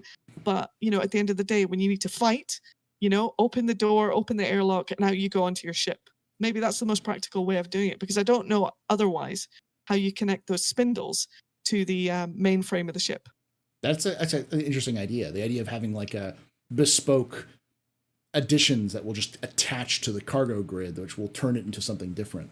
That's interesting, especially if you had something like it draws extra power or it requires something else. That could make sense. So, all right. Next question comes from Hey, it's Nick, who asks, now that there are other tanks rumored to being made, what are your thoughts on a Xi'an hover tank? You're going to hate this because I'm going to say this. We ain't going to see a Xi'an hover tank. We ain't going to see a Xi'an tank. We ain't going to see a Banu tank. We're not going to see any ground vehicles from aliens. I don't think we're going to see that because that's just too much work. Too far from home. Yeah. Too far from home. They need to get more human ships to function too. I'm also don't think we'll see things like alien mining ships or salvage ships, just because they need to have human stuff too. Don't do that. Alien mining ship, please. Just give me one. Just one. Give me one. Yeah. Just one. Make it a Car2All. I'll be fine. Macton does bring up Nox, which is technically a ground vehicle. That's true, but I don't think we're going to see like a rock version of like a Banu rock or a Xi'an Cyclone, just because there's just so many other things they got to focus on. Yeah, not available in human markets. I think that's the official lore description to avoid it. Yeah, easy and simple. Like, why would the Xi'an let you pilot one of their hover tanks? Like, why? Like, what's that? Makes no sense. It's like saying oh yeah, America just buys the latest generation of Russian or Chinese tanks so that they can train against them. Like, yeah, that wouldn't make any sense. So. You want an unguided tour of our active nuclear silo? Awesome. Mm-hmm. Yeah. No, I do think. Well, I mean, wait, is that the same alien race that like thinks that controlling the balls controls the ship? Is that the yes? Is that the ball ship? Yeah, the ball ship. Oh, the ball okay, nice. ship. Yeah. Well, I mean, the orbs. That's the way that they decided would be best for us to interact with their ship. Yes. I do think we'll see a Tavaran ground vehicles though, because Tavaran are basically humans but not. They're you know. Yeah, and I'm actually excited for that one because I love the look of the Prowler and the Talon. So I definitely see them getting that taken care of. All right. Here's another question. From Fishy? Do you think we'll see a snub mining or snub salvage ship? Technically, there is a snub salvage ship which we haven't seen yet, which is supposed to attach to the reclaimer, which is called, and get this, the Cutter. Yep, the Cutter drones. Right? Oops. Yeah. Now, are those supposed to be unmanned drones or like remotely controlled? They're supposed to be remote controlled drones. Yeah, okay. Remote controlled drones. So there's no such thing as an unmanned drone, as far as I understand. There's like they sort of exist. They're semi-autonomous, like the refueling drone. You can say, "Hey, go here and refuel this ship," but it won't go beyond that. So, yeah. I hope so. I mean, I'd love to see an Argo variant, like the MPU VR. Something that can do the gemstone mining. What about I remember Monster, you were talking about like when you were in the middle of mining, that you could like add those little things to the rocks that help you mine things or whatever. Yeah. Do you think that would be a good thing to deploy via a drone, or could it be somebody in a very tiny ship that could, almost have like little arms that could attach those to the mining? Having a remotely controlled vehicle that can go deliver a gadget, you can do the calibration. That would be cool. That would be a snub, right? That would be more of a snub thing. I would think a drone. Why have a snub when you can just have your, have an operator walk out? Or why not both? Why couldn't it be a snub that could also be used as a drone? Because that's effectively what a snub is. It's a drone, but you're piloting it. You're piloting it rather than remotely controlling it. They're about the same size, so.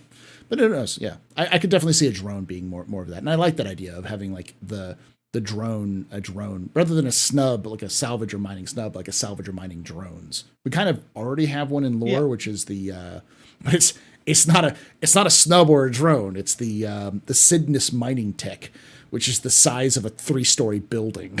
That's autonomous. What? Yes, it's huge. It's okay. It's like a giant spider, and on its back, it's got this giant thorax. That thorax is just a mining, like a big version of the mining saddlebags. That it just goes around and just chops things up. It sounds like a boss in Metal Gear Solid or something. It is. What is this? It looks like a Metal Gear, is what it does. It's huge. So it's a Squadron 42 thing too. So we'll probably see it after Squadron, but it's pretty funny to see some of those concept images and stuff of it. So it's a glorious. Hey, you want to come mining in my massive space spider? Like yeah. It's not when you go mining in. It's when you bring along with your Orion and you let that go scoop up, right?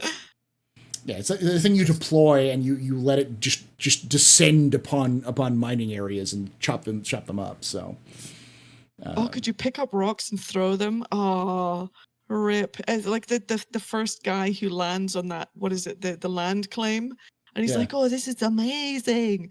I finally landed! Oh, my dreams of is that a flying rock?" Yeah.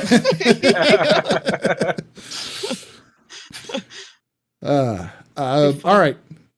All right. We've only got 9 questions left, so I'll try to get through some of them a little bit faster because we're kind of coming up towards the end here. Will any of you be doing content for Starfield when Starfield comes out? I will be, so I don't know. Yeah. It'll be on my variety list. I have the release date is actually around the same time that I've got my first child due, so I'll have other distractions. Congratulations. So, yay! Yeah. Somebody to do the prospector mining, perhaps. Just on the side, or your second mining turret, basically. Yeah, little laser turret operator in the making. So perfect. I will be doing Starfield, I guess, but yeah, I bet it's going to be terrible, and it's not going to be good, and I'm still going to focus on Star Citizen. Sorry, Seiji. I will tell you, I know that CIG members are looking forward to Starfield, so it's not a. Yeah, as No, they should be. I think it's got the potential to be really cool. I think it's got, you know what? The more I say this, the more competition, the better. And you know what? If they do something that's cool, like just rip it off, guys. Just just rip it right off. You know, just do it. You know. I mean, yeah, I'm looking forward to people calling it No Man's Skyrim. It's like I'm okay with it. I'm okay with it as long as it has the classic Bethesda kind of world building, which they do really good job about, and has the experience where I can sit there and be like, what's this main quest you speak of? I need to explore this planet. It hasn't been explored yet. I must survey the entire surface before I'm done. That sort of thing. The experience of just getting lost in a universe is always fun. Mm-hmm. So I'm looking forward to it. Well, I hope that it's 16 times the detail. That's all I care about. As long as it's 16 times the detail, we're fine. As long as it just works. It just works. Just really quick topic about Bethesda. Just really quick. I know that if anybody's still playing Skyrim out there, but I wonder if this is going to be something that, I don't know, even a game like this is going to benefit from. But have you seen that people are modding ChatGPT into Skyrim now with NPCs? Have you actually seen this? Oh, it's nuts. It's absolutely nuts. Oh, you can have a full-on conversation with an NPC. I mean, okay, you talk to it. It then sends the text to some AI somewhere. Then that sends to another AI. So there's a little bit of a pause and like a wait to it. But then this AI comes back with this in-lore, character-driven conversation that you then go on with a computer. It's nuts. Like they didn't record dialogue, nothing. I mean, that's pretty crazy. Yeah. Maybe some of that is going to be, probably beneficial to lean on for something like this. I think Starfield's a little too late in development for something like that, but I wouldn't be surprised if that was something they do, because that's definitely, it's a tool. It's a powerful tool that I know a lot of people are excited about. But once we start seeing bespoke versions of ChatGPT, where like created by developers or by with companies specific context, then it becomes a lot. You could definitely start doing stuff like that in video games. The hard part is at that point is audio, because I think you can just do it with like text chat's perfect because it's great for those sorts of experiences. But when you start getting into audio, you get into the legal issues of like who owns the voice, and you'd have to get a voice actor to record a bunch of lines, and then by the way, they do the audio as well. They feed it the lines that are in Skyrim. They feed the lines. Oh, it's so funny. So they can actually get the robotic, audio. But and it'll get better. They get the audio as well. But all right. The next question is from Big Cat 76. With salvage out and the reclaimer being useful, will we get the ability to dock with stations and refuel anytime soon? Reclaimer Q tank is painfully small. That's a good question. I don't know. That's the one, because I don't really need to do much. They just need to change the docking bay, because there is an actual docking bay that exists on the reclaimer. It's just it will spit you out of the roof right behind the aliens like chestburster table moment, like the mess hall there. It'll pop you right out of the roof, and I think they need to align on how that's supposed to tie into existing stations. Some of the other ships, we had the side mount for the dock, and like the Hammerhead, it mounts from the front. I think they need to make sure the geometry makes sense. It might be a problem with the big landing nacelles and stuff. Yeah. Well, there are two on the back. There are two that are on the very back of that could work. Those are the sides, but I don't think they're set up for the current things. And I think this is the issue, is like it's right by the engine, so it's maybe difficult to dock with that as well. So that's a good question. I think it's definitely something that CIG needs to refocus on for this year, because now that you can actually use the reclaimer, it would be nice if the reclaimer could, not have to land on a platform to be able to refuel. They did throw us a bit of a bone with salvage coming in on 318, that they made the reclaimer actually able to escape atmosphere. And atmospheric maneuvering was much better. Prior to 317, 318-ish, it was you were going to spend about 45 minutes just trying to get out of atmosphere at Orison. So Yeah. All right. There's the question from MANCHACA who asks, are there lore as to why there are no kids? We'll be able to have an NPC's family at some point. No, but the reason why we don't have kids has nothing to do with lore and everything to do with the Australian government. Oh. So this sounds interesting. So speaking of Skyrim is a great example. Did you know that the kids in Skyrim actually have death animations and death sounds? Oh no! No.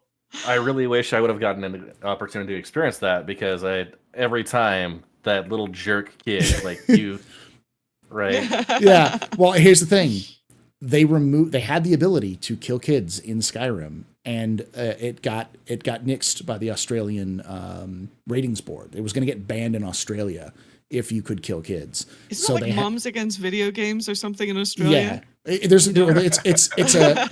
It's I think it's a government system. Like, it's one of the few places. Everywhere else is done by a third party, controlled by the video game industry. Like PEGI and the ESRB are both like made up of industry, like EA, Activision. Like, they all kind of send people to these boards, and then they rate all these games based off of that. But yeah, unkillable kids, not a thing that can happen.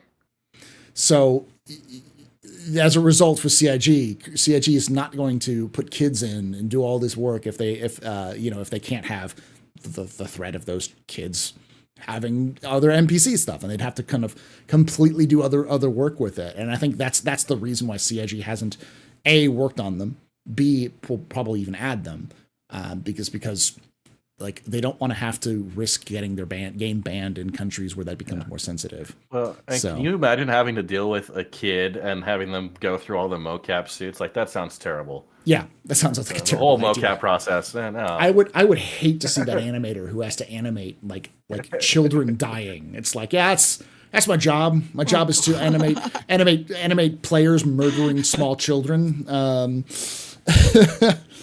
Well, also, I mean, you, like, say you're out there and you're like, let's say you've got like that org mate, and you don't know much about them, and they seem kind of cool, but like, you don't really hang out with them much. And then they're like, hey, you want to come and play with me? Let me just spawn my Cutlass Blue. And then he spawns his Cutlass Blue, and then you see he's got like kids in the tanks, and you're just like, bro, yeah. What do you do? What do you do? You're like, is this against ESRB? Like, what do we do here?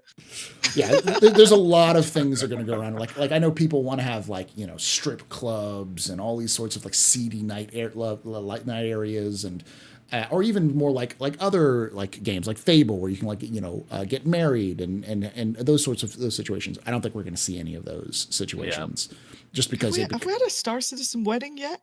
Not yet. Has there been one? I'm sure there will be one not soon. Yet. Yeah. I'm thinking I may have heard of someone doing like a Star Citizen RP wedding. Mm-hmm. I can't remember specific details on it. Yeah. I'm sure somebody's done it, but and then people did point out that Cyberpunk had kids as well, which is true, and they are technically killable. But I think that what you do is you knock them down and then they get back up. I don't think you can actually like kill them. They'll just come back up. And just like this, YouTube demonetized this video. Yes, exactly. So I wouldn't be surprised if CIG went down that road at some point, but they would have to sacrifice a lot of fidelity to make that work. Online war crimes not rated by ESRB. I have seen a lot of war crimes in Star Citizen. I'll throw it out there. Throwing kids in is going to make it 1,000 times worse. Yeah. They are unkillable as well. Yeah, there are kids inside Night City because of the lore. Yeah, so I could see Star Citizen doing that at some point, but they would make them unkillable or make them uninteractable because of that sort of thing. So. They'll be like the kind of like half shadowy details that are off in the corners of the villages. Yeah, always like chasing the ball, but like as you approach, they vanish somewhere else. Yeah. Did someone in chat say Rockin' Stone? Rockin' Stone. Sorry. Rockin' Stone. Rockin' Stone, brother.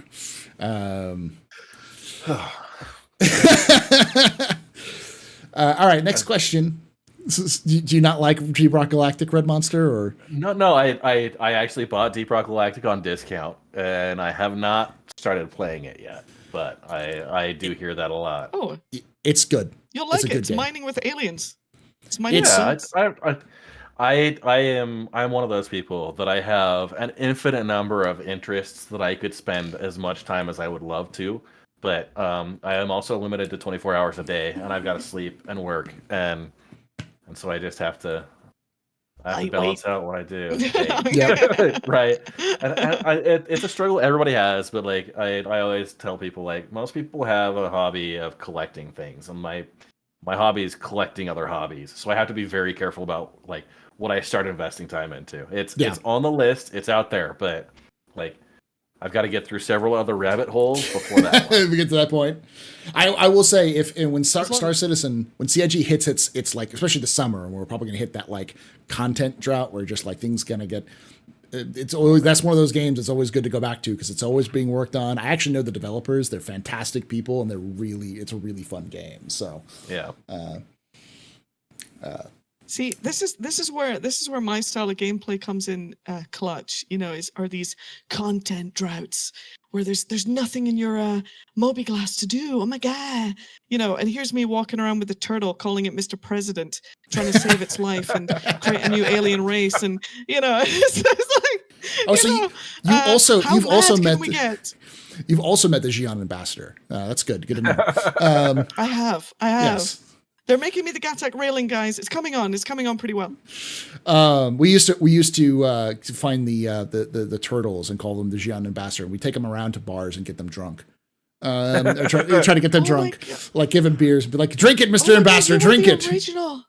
Oh my, you were the original. Oh yeah, you are the one they speak of. You are the one. Oh, they speak very highly of you, sir. Wow. The fun fact, there is where you can find the turtles, I believe still even today, is on ArcCorp and on Area 18, and there is in lore a Xi'an consulate in Area 18. So there's supposed to be like a Xi'an like embassy in Area 18. At some point, I'm hoping CIG does that. So my thought is, my joke is that all the turtles you see hanging out on Area 18 are not turtles; they're baby Xi'an that have escaped. Yes, you know. Yes, I had no idea you were aware of this. I thought it was only me. Oh, this changes everything, chat. He's a knower. I know. Ren doesn't know, but we know. I fully expect the AstroPub to know that exact amount, like at least that much detail. Like it's news to me. I've always just I'm like, oh, can I mine it? No, okay, no, okay. All right. Next question comes from Astro Chronicles, who asks, "Do you see Fury to replace some turrets on ships? Like the Carrack would have two Furies, and they could detach them with, from an example, have a Fury on top of a Cutlass, so basically a turret you can fly." That's literally what Expat said earlier in the stream. Yeah. So, by the way, is that the wait? Who's the Astro Chronicle? Aren't they the ones that do the 3D? Yes, the 3D animations. Right? That's the same Astro Chronicles. Yeah. Yeah. Oh, cool. Yeah, I was watching one of their things on the aircraft carrier, the one I'm really excited for. The one that everyone says is like super boring because it's like literally the small one. The one that's like just Pegasus? 3 landing pads and the Liberator. No. Liberator. Yeah. Everyone's like, "Oh, that's gonna be so bad. That's gonna be so bad." I think that's gonna be amazing. That's exactly what the Fury needs, and ships like it. Anyway, yeah, I said that earlier. I think it's a deployable turret would be ideal. If you could swap out the module of a Cutlass for something like a Fury, if you could do the turret on top of a Freelancer, the turrets on a Hammerhead, I think that would be a really, really cool and suddenly very relevant thing for this to be used for, and it would make a lot more sense. You would now think that whereas now we think the Fury is a death trap, the Fury might be your one and only savior in a high stakes combat environment. I'd love to see that. I don't think CIG is going to go that way, but I'd love to see something like that. Or even if they could make those turrets more like have a little bit of like maneuvering fuel, just so like as a we're all dead, get out kind of situation, instead of having instead of the having to like crawl out of the turret and then get into an escape pod, be like hit a button, be like, detach and get away. You know, I may only have a couple of hours of oxygen in here, but I don't need to crawl out of an exploding ship. So yeah. Well, I'll tell you what, I feel really bad for the Marines that are going to have to board. What's that dedicated boarding ship called? The Liberator. The Legionnaire. Or Legionnaire, yeah. The Legionnaire. Oh my goodness. I feel really bad for those soldiers, eh? Like, your whole life has led up to this one choke point. Yes. Where, like, good luck, buddy. You know? I mean, it's like, oh my God, can you imagine? You know? I think they're going to have to come up with riot shields. I think even an extendable shield system. Is there a riot shield? They have worked on a riot shield for Squadron 42, a ballistic shield, and they also have deployable shields. I think the other thing is going to be hacking. Like, because there's a hacking. Go ahead. Yeah, that was one of the Star Citizen lives. They actually did the visual effects for a deployable shield like that. Mm-hmm. But yeah, hacking is one of the other big factors on the Legionnaire, is that you're supposed to be able to hack into the other ship systems and open up, request that docking and kind of force the way in on the ship systems. And it would be interesting turn the lights off, do something. Yeah, like maybe even like close the doors and lock them in any like area. Like you can get, like, for instance, in the say that you board a Connie, right? You come in, you force open that door. Your hacker like locks both the cockpit doors and the back doors. So like you limit the number of people who can get in there, and then you can get in. I'm gonna just vent the whole thing out into space. That's if there's crew on there. So I didn't see anybody alive when I showed up. There's a fire in that airlock. There's a fire next to that airlock. Should we put it out? No. Look, here comes a Legionnaire. Let them board. Let them have fun with that. You know. We'll put it out after they're all gone. Chat would play music over the loudspeakers. Now you're getting into psychological warfare again. All right. I would just play that Orison commercial just constantly. I just board them and then just play that as loud as like, come visit Orison. That just have that commercial playing for in a loop. I wouldn't even board. I just make them listen to that. They'd end up surrendering just to get it to stop. I just play constant creaking sounds and the occasional hiss, right? or the sound of the comm of like a comm, incoming comms, like dring, dring, dring, dring, dring, dring,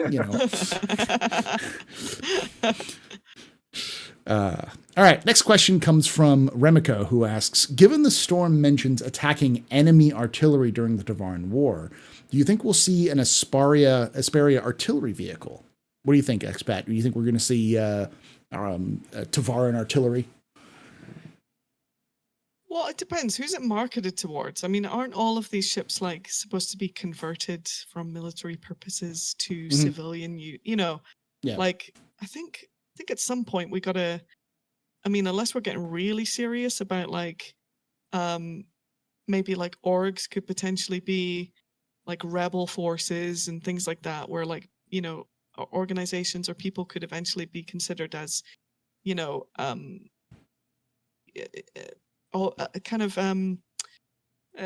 opponents to the Navy and opponents to the official, whoever they are that like get all these things, like are supposed to have all these, this technology. I think it kind of unlikely they would allow. I mean, but they got a tank, right? I mean, who's just given like their gran a tank for Christmas? You know what I mean? So I mean, that's not exactly, that's not exactly civilian. So, oh, it's a tough one. It's a real tough one. I think artillery would be cool. I don't think it'll come anytime soon because I mean it's going to require a completely different calculation of how you deal with like a planet's map. I think the mapping system's going to have to change because ideally that stuff's going to have to be far away, and then there's going to be a lot of calculations involved. And can you intercept whatever the artillery fires?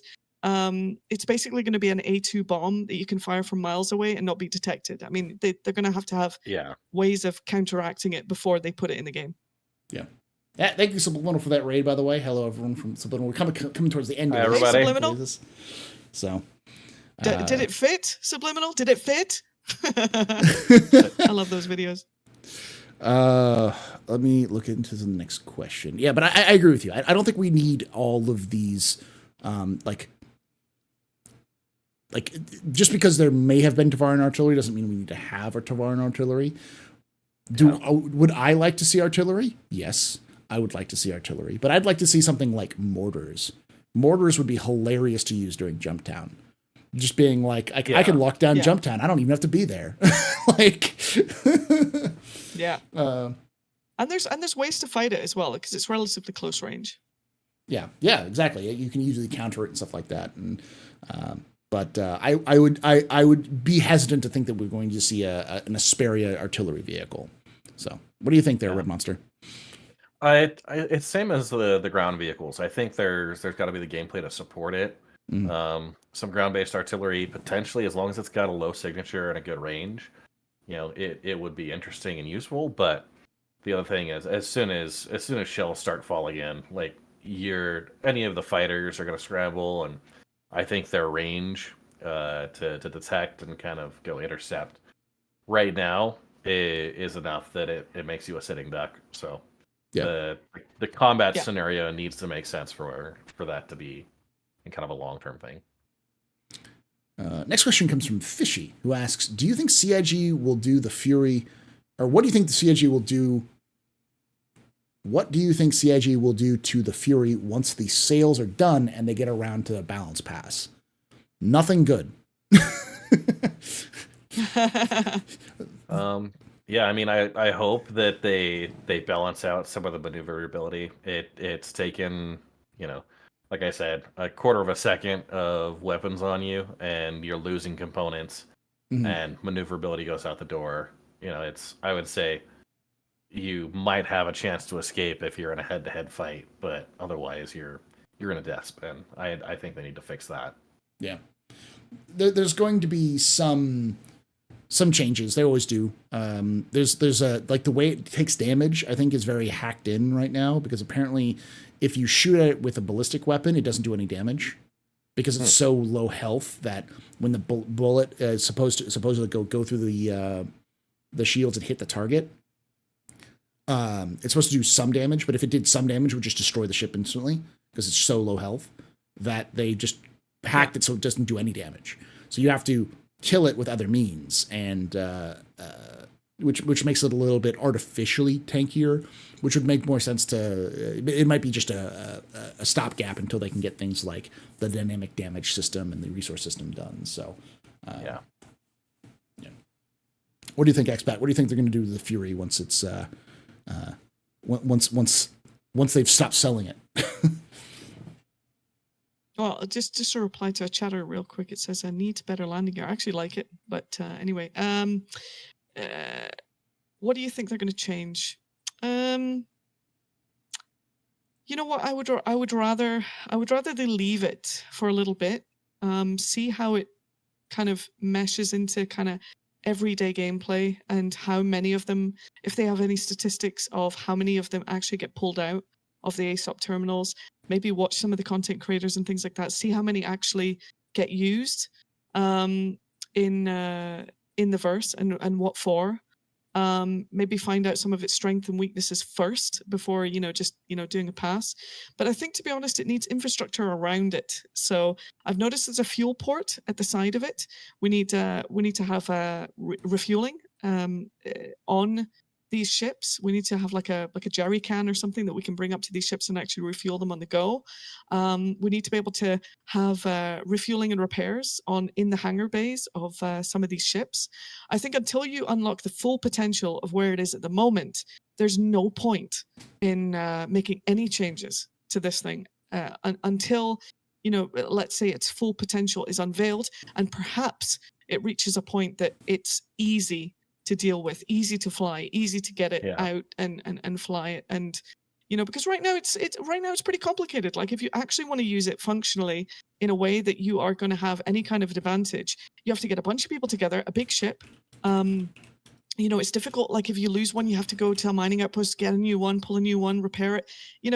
It's already pretty complicated. So to go in right now and make some changes, I don't think that would be a wise decision. If anything, I would make it a bit faster. Make it at least the same speed as the Archimedes. Make it pull as many Gs, and let's have a look at what the PvP guys do with it. Let's have a look at what the PvP. I'm not in a place to criticize it yet. Let's see how it does in combat. It's designed for combat. Let's see some of the big boys take it for a spin, and then they can figure out what they need to do with it. Awesome. All right, we've got 3 questions left. Jin Tonic asks, do you think we're going to get the in-the-ground vein of mineral mining that was the original vision for mining?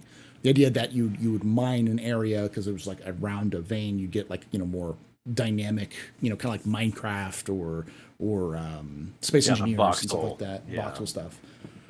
I'll start with this.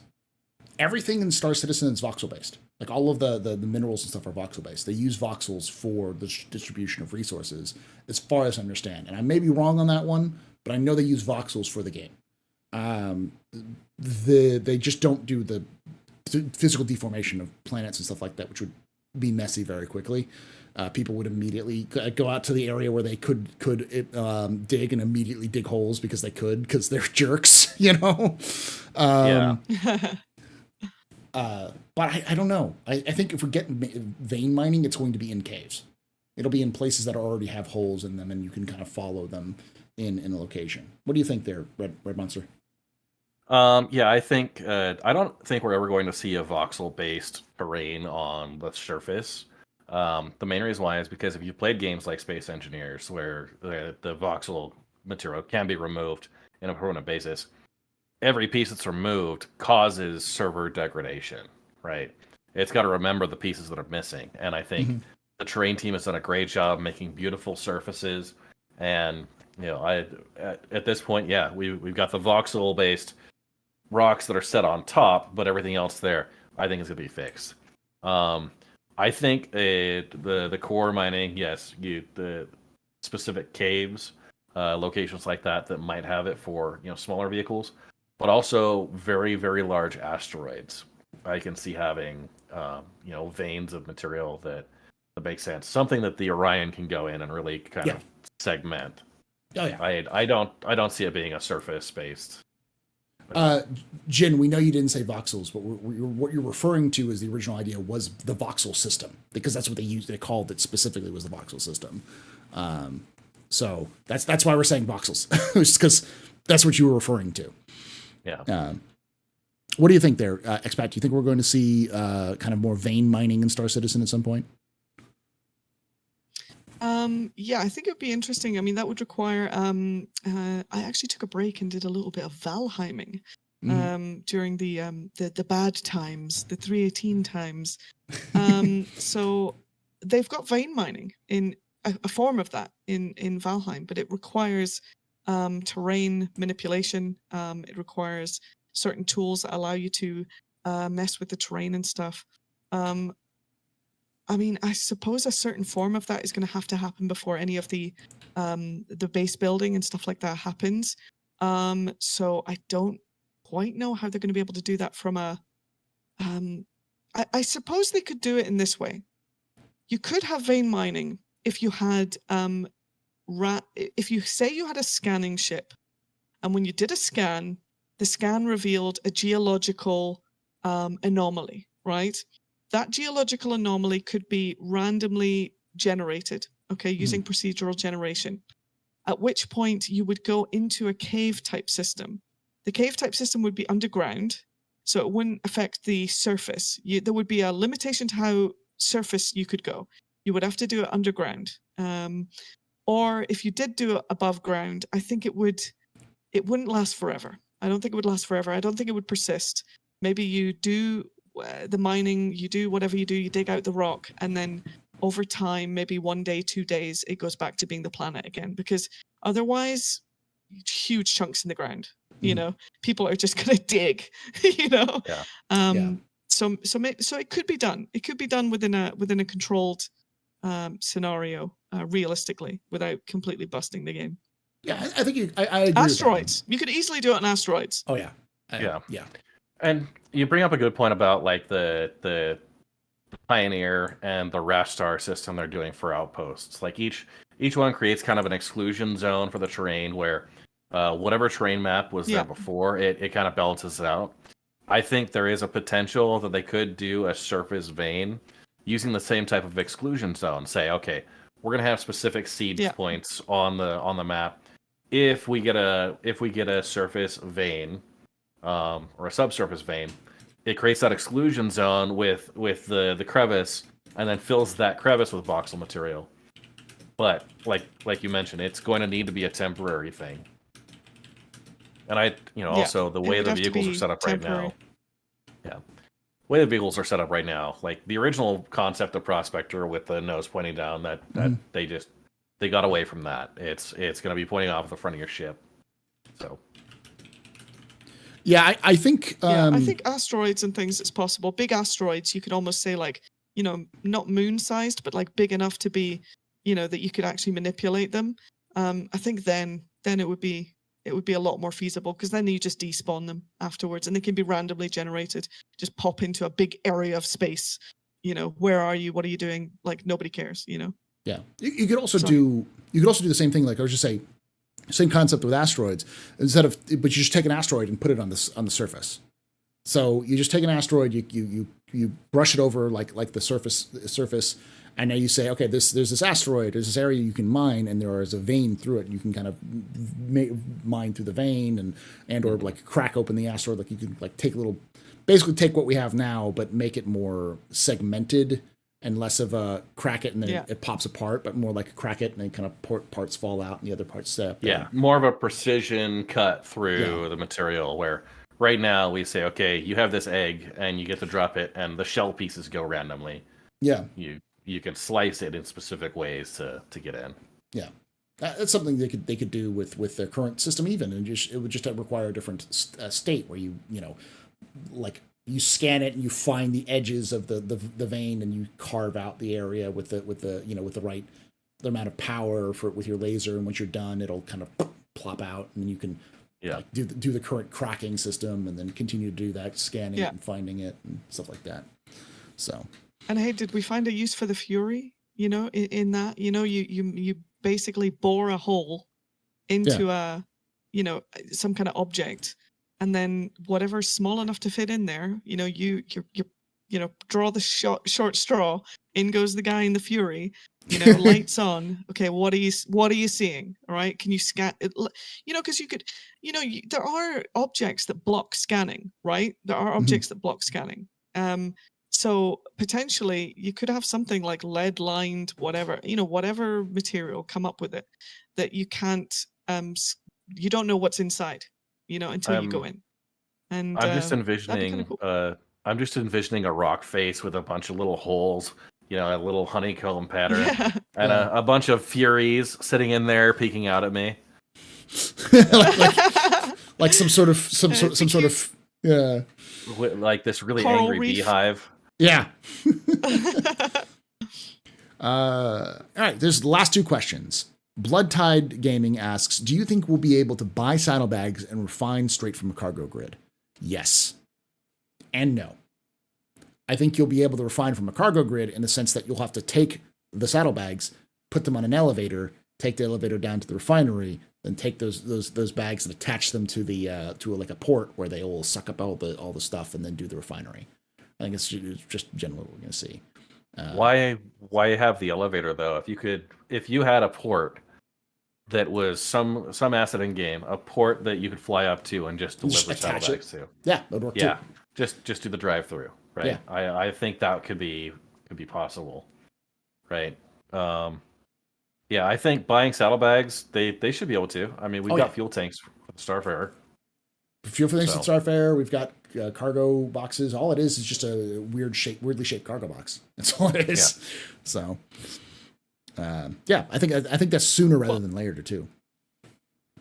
Well, interesting thing happened. I was watching another streamer actually. They were Kaislo, I think is it? Yeah, Kaislo, and he decided to do a test. I don't know, you probably did it already, Monster, but I saw it there. And he basically went to one of the mole sites, the salvage moles. He brought his own mole with him, and he tried to take the pods from the salvageable mole and drag them onto his, and then go and see if he could, if there was anything in there to refine. We were all kind of super disappointed to realize that there wasn't, but I think that's a huge opportunity, eh? You know, you find a mole salvage and you're just like, hell yeah, like, you know, if you've got, you should be able to, you know, you score big on that, you know? Yeah. Yeah. And hopefully they have stuff on board, you know? Yeah, Yeah. I think that's definitely possible with their current tech. I think they just haven't thought about doing that. So, because they already have like cargo that you can steal from the salvage wrecks. So, Yeah, the Yeah. time that I did scan an Argo mole, it had like scrap and processed food as its cargo capacity. makes no sense. But you Yeah. know, all right. The last question is from Gin and Tonic, who asks, "Do you think the implementation of more crafting into Star Citizen will be good for mining and make mining lesser tier ores more profitable?" Yes, I think we're all going to say yes for that one. What do you think, Red? I see expat looking up at me from over Yeah. there. Yeah. No, number one, I think crafting. It's I mentioned this in my video. Those common ores are absolutely going to be the base of the crafting system, and I think it's going to drive scarcity between not just within Stanton. Like we've got a distribution of materials. We're going to have exclusivity for other systems.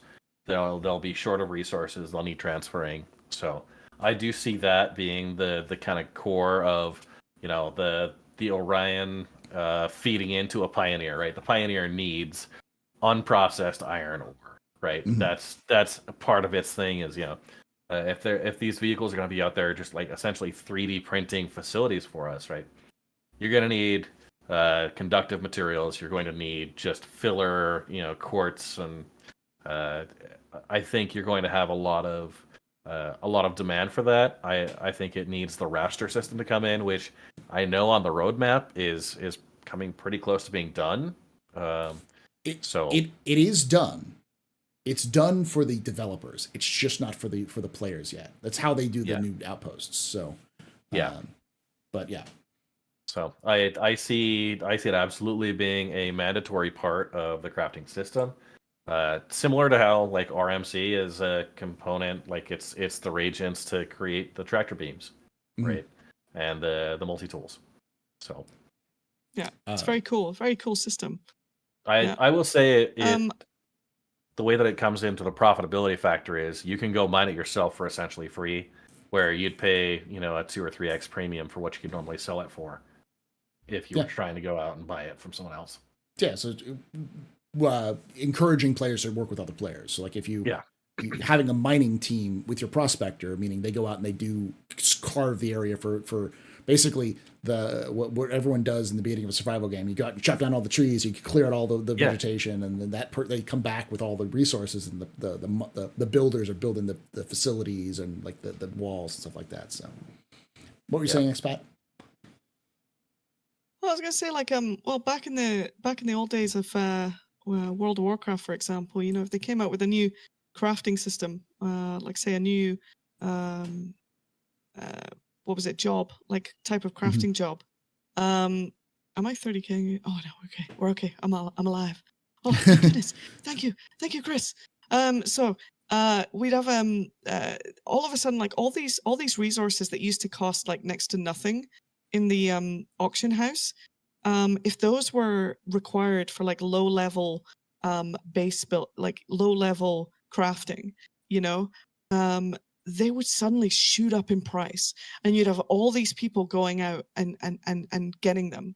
So, you know, we need the quanta system, I guess, to and player to player trading, to be able to potentially have that come to fruition in a meaningful way, or like you know, maybe right now we're complaining about, for example, the prospector not being the way to go anymore, you know, necessarily because, you know, all of these low level stuff that you have to take, you know, if a lot of that low level stuff was required for, you know, making a simple foundation for, or, you know, the tools required to be able to build your base, all of a sudden all these prospectors and everything, they're making money again, you know.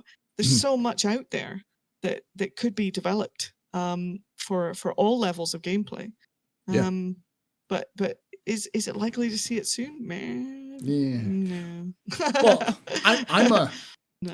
I'm a big fan of, you know, as you said, stealing ideas. Like one of the greatest ideas I have seen from Elite Dangerous was the community events. So they'd have these things where community challenges, where every week you would do something, and it would be something different. Sometimes it would be mining, sometimes it would be cargo based, sometimes it would be combat based. And at one point they were building a new station in one location, and so they were calling for a bunch of different resources. And so you were to go, like the community was to basically buy the commodities that station needed and then take it to the station and deliver it there, and they'd get an increased amount of price and reputation for doing so with, you know, that faction. Something like that would be fantastic for like mining, and not necessarily crafting, or maybe even crafting, where miners could go out and mine it, and they go to the crafters would craft stuff, and they take that crafted material to like building a station. Like they need panels, so you can just go build panels, but you need to get all that resources and stuff like that. It's all those sorts of ideas of like, you know, hey, they're going to build a new station. Like Olisar is gone, we need a new Olisar. Well, let's have the community help build the Olisar with each parts. So those sorts of things would be kind of cool. And we have that during the Ninetales lockdown, right? With the med supplies, it's a resource that's all of a sudden more valuable. And like right now, profits drive that. But yeah, if there was a mission saying, hey, we're going to be building this large scale outpost off in, you know, whatever system, right?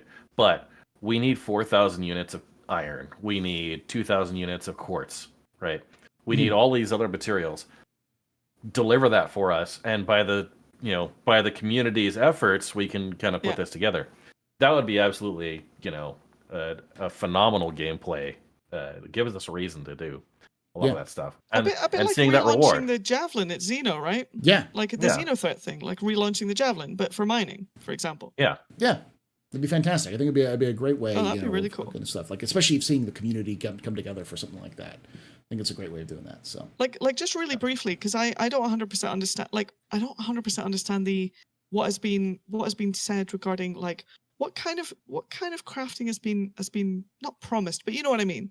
What have they said you're going to be able to influence in the world so far? Because I do see all those new systems they're coming out with, and the Rastar and everything, and it looks really cool. But what have they said that the player will have control over? I mean, have they divulged that? Like roughly? Sort of and sort of not. Or the hope? So the original idea was that players might be able to manufacture certain goods like missiles or guns or those sorts of things. You know, possibly with contract with bigger companies. Say like Bearing needs you to make P8Cs, so you need to make a certain number for them, but then whatever you left over, you can sell yourself, and those sorts of things. They called them manufacturing nodes, I want to say, but that was like 2012, like before any of this sort of thing had really taken off. Since then, they've talked about the Pioneer not being just like a 3D printing of HABs, but a factory ship. Basically, it's designed to give you the schematics to be able to build an outpost, but also have the ability to process and create parts for it. So you can think of it as like both the blueprints and the actual and like an actual fabricator to make the things you need to make for it. Beyond that, they've been very cagey. They've mentioned stuff like they obviously Okay. want to do survival stuff, but they don't want you to build like ships. You're not going to be able to like build ships from scratch. And they want players to be able to build their own habs, and you can build the hab in a place that you control with like a land claim, or just in the middle of nowhere. You can build there, but you don't have control over it. So, you know.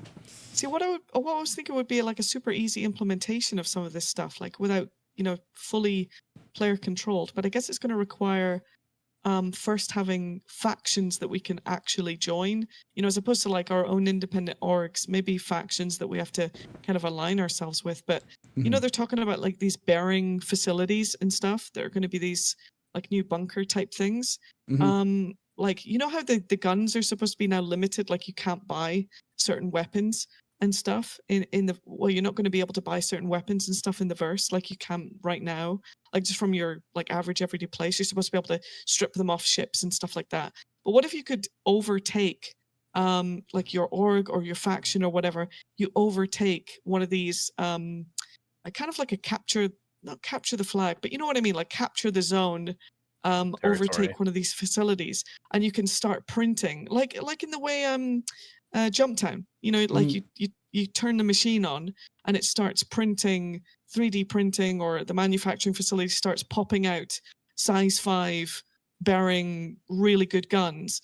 Maybe they take a while. I mean, like they take like an hour each or more, but you have to hold the facility, and somebody can come in just as the printing is finished and take it from you, kind of thing. I think that'd be really interesting. And it would be kind of like crafting, because you maybe have to bring the materials there. You have to get the facility running. But I mean, hell of an org operation, right? But it's very controlled.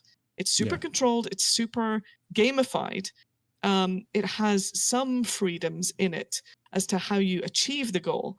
But ultimately, the product that's coming out the end is, this gun, or a box of P4 ARs, or a box of railguns, something that would benefit your org if you took the time, So something like the idea of like having a facility that's abandoned that you can reclaim and then retool and get it back exactly. up. Turn it back on. But you don't necessarily you don't control it. So like say like an abandoned facility in Pyro, which was used to make mining materials, is now it's available. You can retool it, but it's Pyro. Anyone can come in and shoot you and take it over. Those sorts of things. I like those ideas. PvP zone. Yeah, I like that idea, and I think that fits in with CIG's current event style, because we've seen this with the Korea mission and now with Ghost Hollow. They seem to be moving towards this like event light system, like a mission system that would work similar to the big bombastic events that has victory conditions and other things like that. So and as chat's saying, that sounds like resource nodes. But less of a buy a resource node and let it do its thing, and more of a control the resource node and force players to hold on to it, sort of thing. So and it could be a time limited event. It could be, I mean, like an alert goes out. They could do the whole thing, like an alert, or an opportunity. I really, the whole scanning gameplay. When you've got all these scanning ships, it'd be so cool if scanning unlocked randomly procedurally generated content like that by going off onto a random place in a planet. You put your big scanner on and you did the whole like an hour of scanning, and then one little blip shows up on the radar and bam, you literally unlocked, you created a base that you can take over, and you don't know what it's going to print until you go there. You don't know what it manufactures until you go there. You fight the guards, you do the whole thing, you get in there and you see the printer, and it's like, this thing prints this, and you're like, oh, okay, we're in the money, guys. But alert, UEE, Navy, these guys are trying to take over this plant, and then everybody and their dog is, in their fury caterpillars come to get you. Come to get you, yeah. I like those ideas, yeah. It'll be interesting to see where CIG goes with crafting, because crafting is one of those big unknowns. Like, we just do not know what CIG wants to do with it, other than they let us craft the the multi-tool and the build bases at some point. But it's super cute. we've got a universe full of materials. Yeah. Right. We've got the raw materials. Just let us do something with it. Yeah. CIG is all about taking all these different gameplays and mushing them together, but we definitely need to come. We're coming to the point where, you know, salvage is almost finished. Mining is getting more tuned up. You know, all these other gameplay aspects are being added. It comes to a point where CIG is going to have to start melding these things together, and it'll be interesting to see where they, start doing that, especially for this year. Anyways, that's the kind of the last question we had for today. Thank you for joining us. Again, make sure you're checking out Red Monster SC on Twitch and YouTube. Check out their mining tutorials. They're fantastic if you're really interested in that. And of course, check out Expat Brad if you want to see immersive cinematic experiences live on Twitch. Twitch.tv/expatbrad. You've never seen before. And if you enjoyed, Fantastic. If you enjoyed this, make sure you join us live. If you're watching this after the fact, join us live at twitch.tv/TheAstroPub or youtube.com/TheAstroPubLive. And make sure you subscribe to the channel. Make sure you've liked the video if you enjoyed this, and comment down below. I'd like to hear your thoughts as well. And if you're watching this live here on Twitch, make sure you hit that follow button. We do this live on Saturdays at 3 p.m. Pacific, 6 p.m. Eastern, and would love to see you coming in live. And like I say every time, hope to see you someday in the black.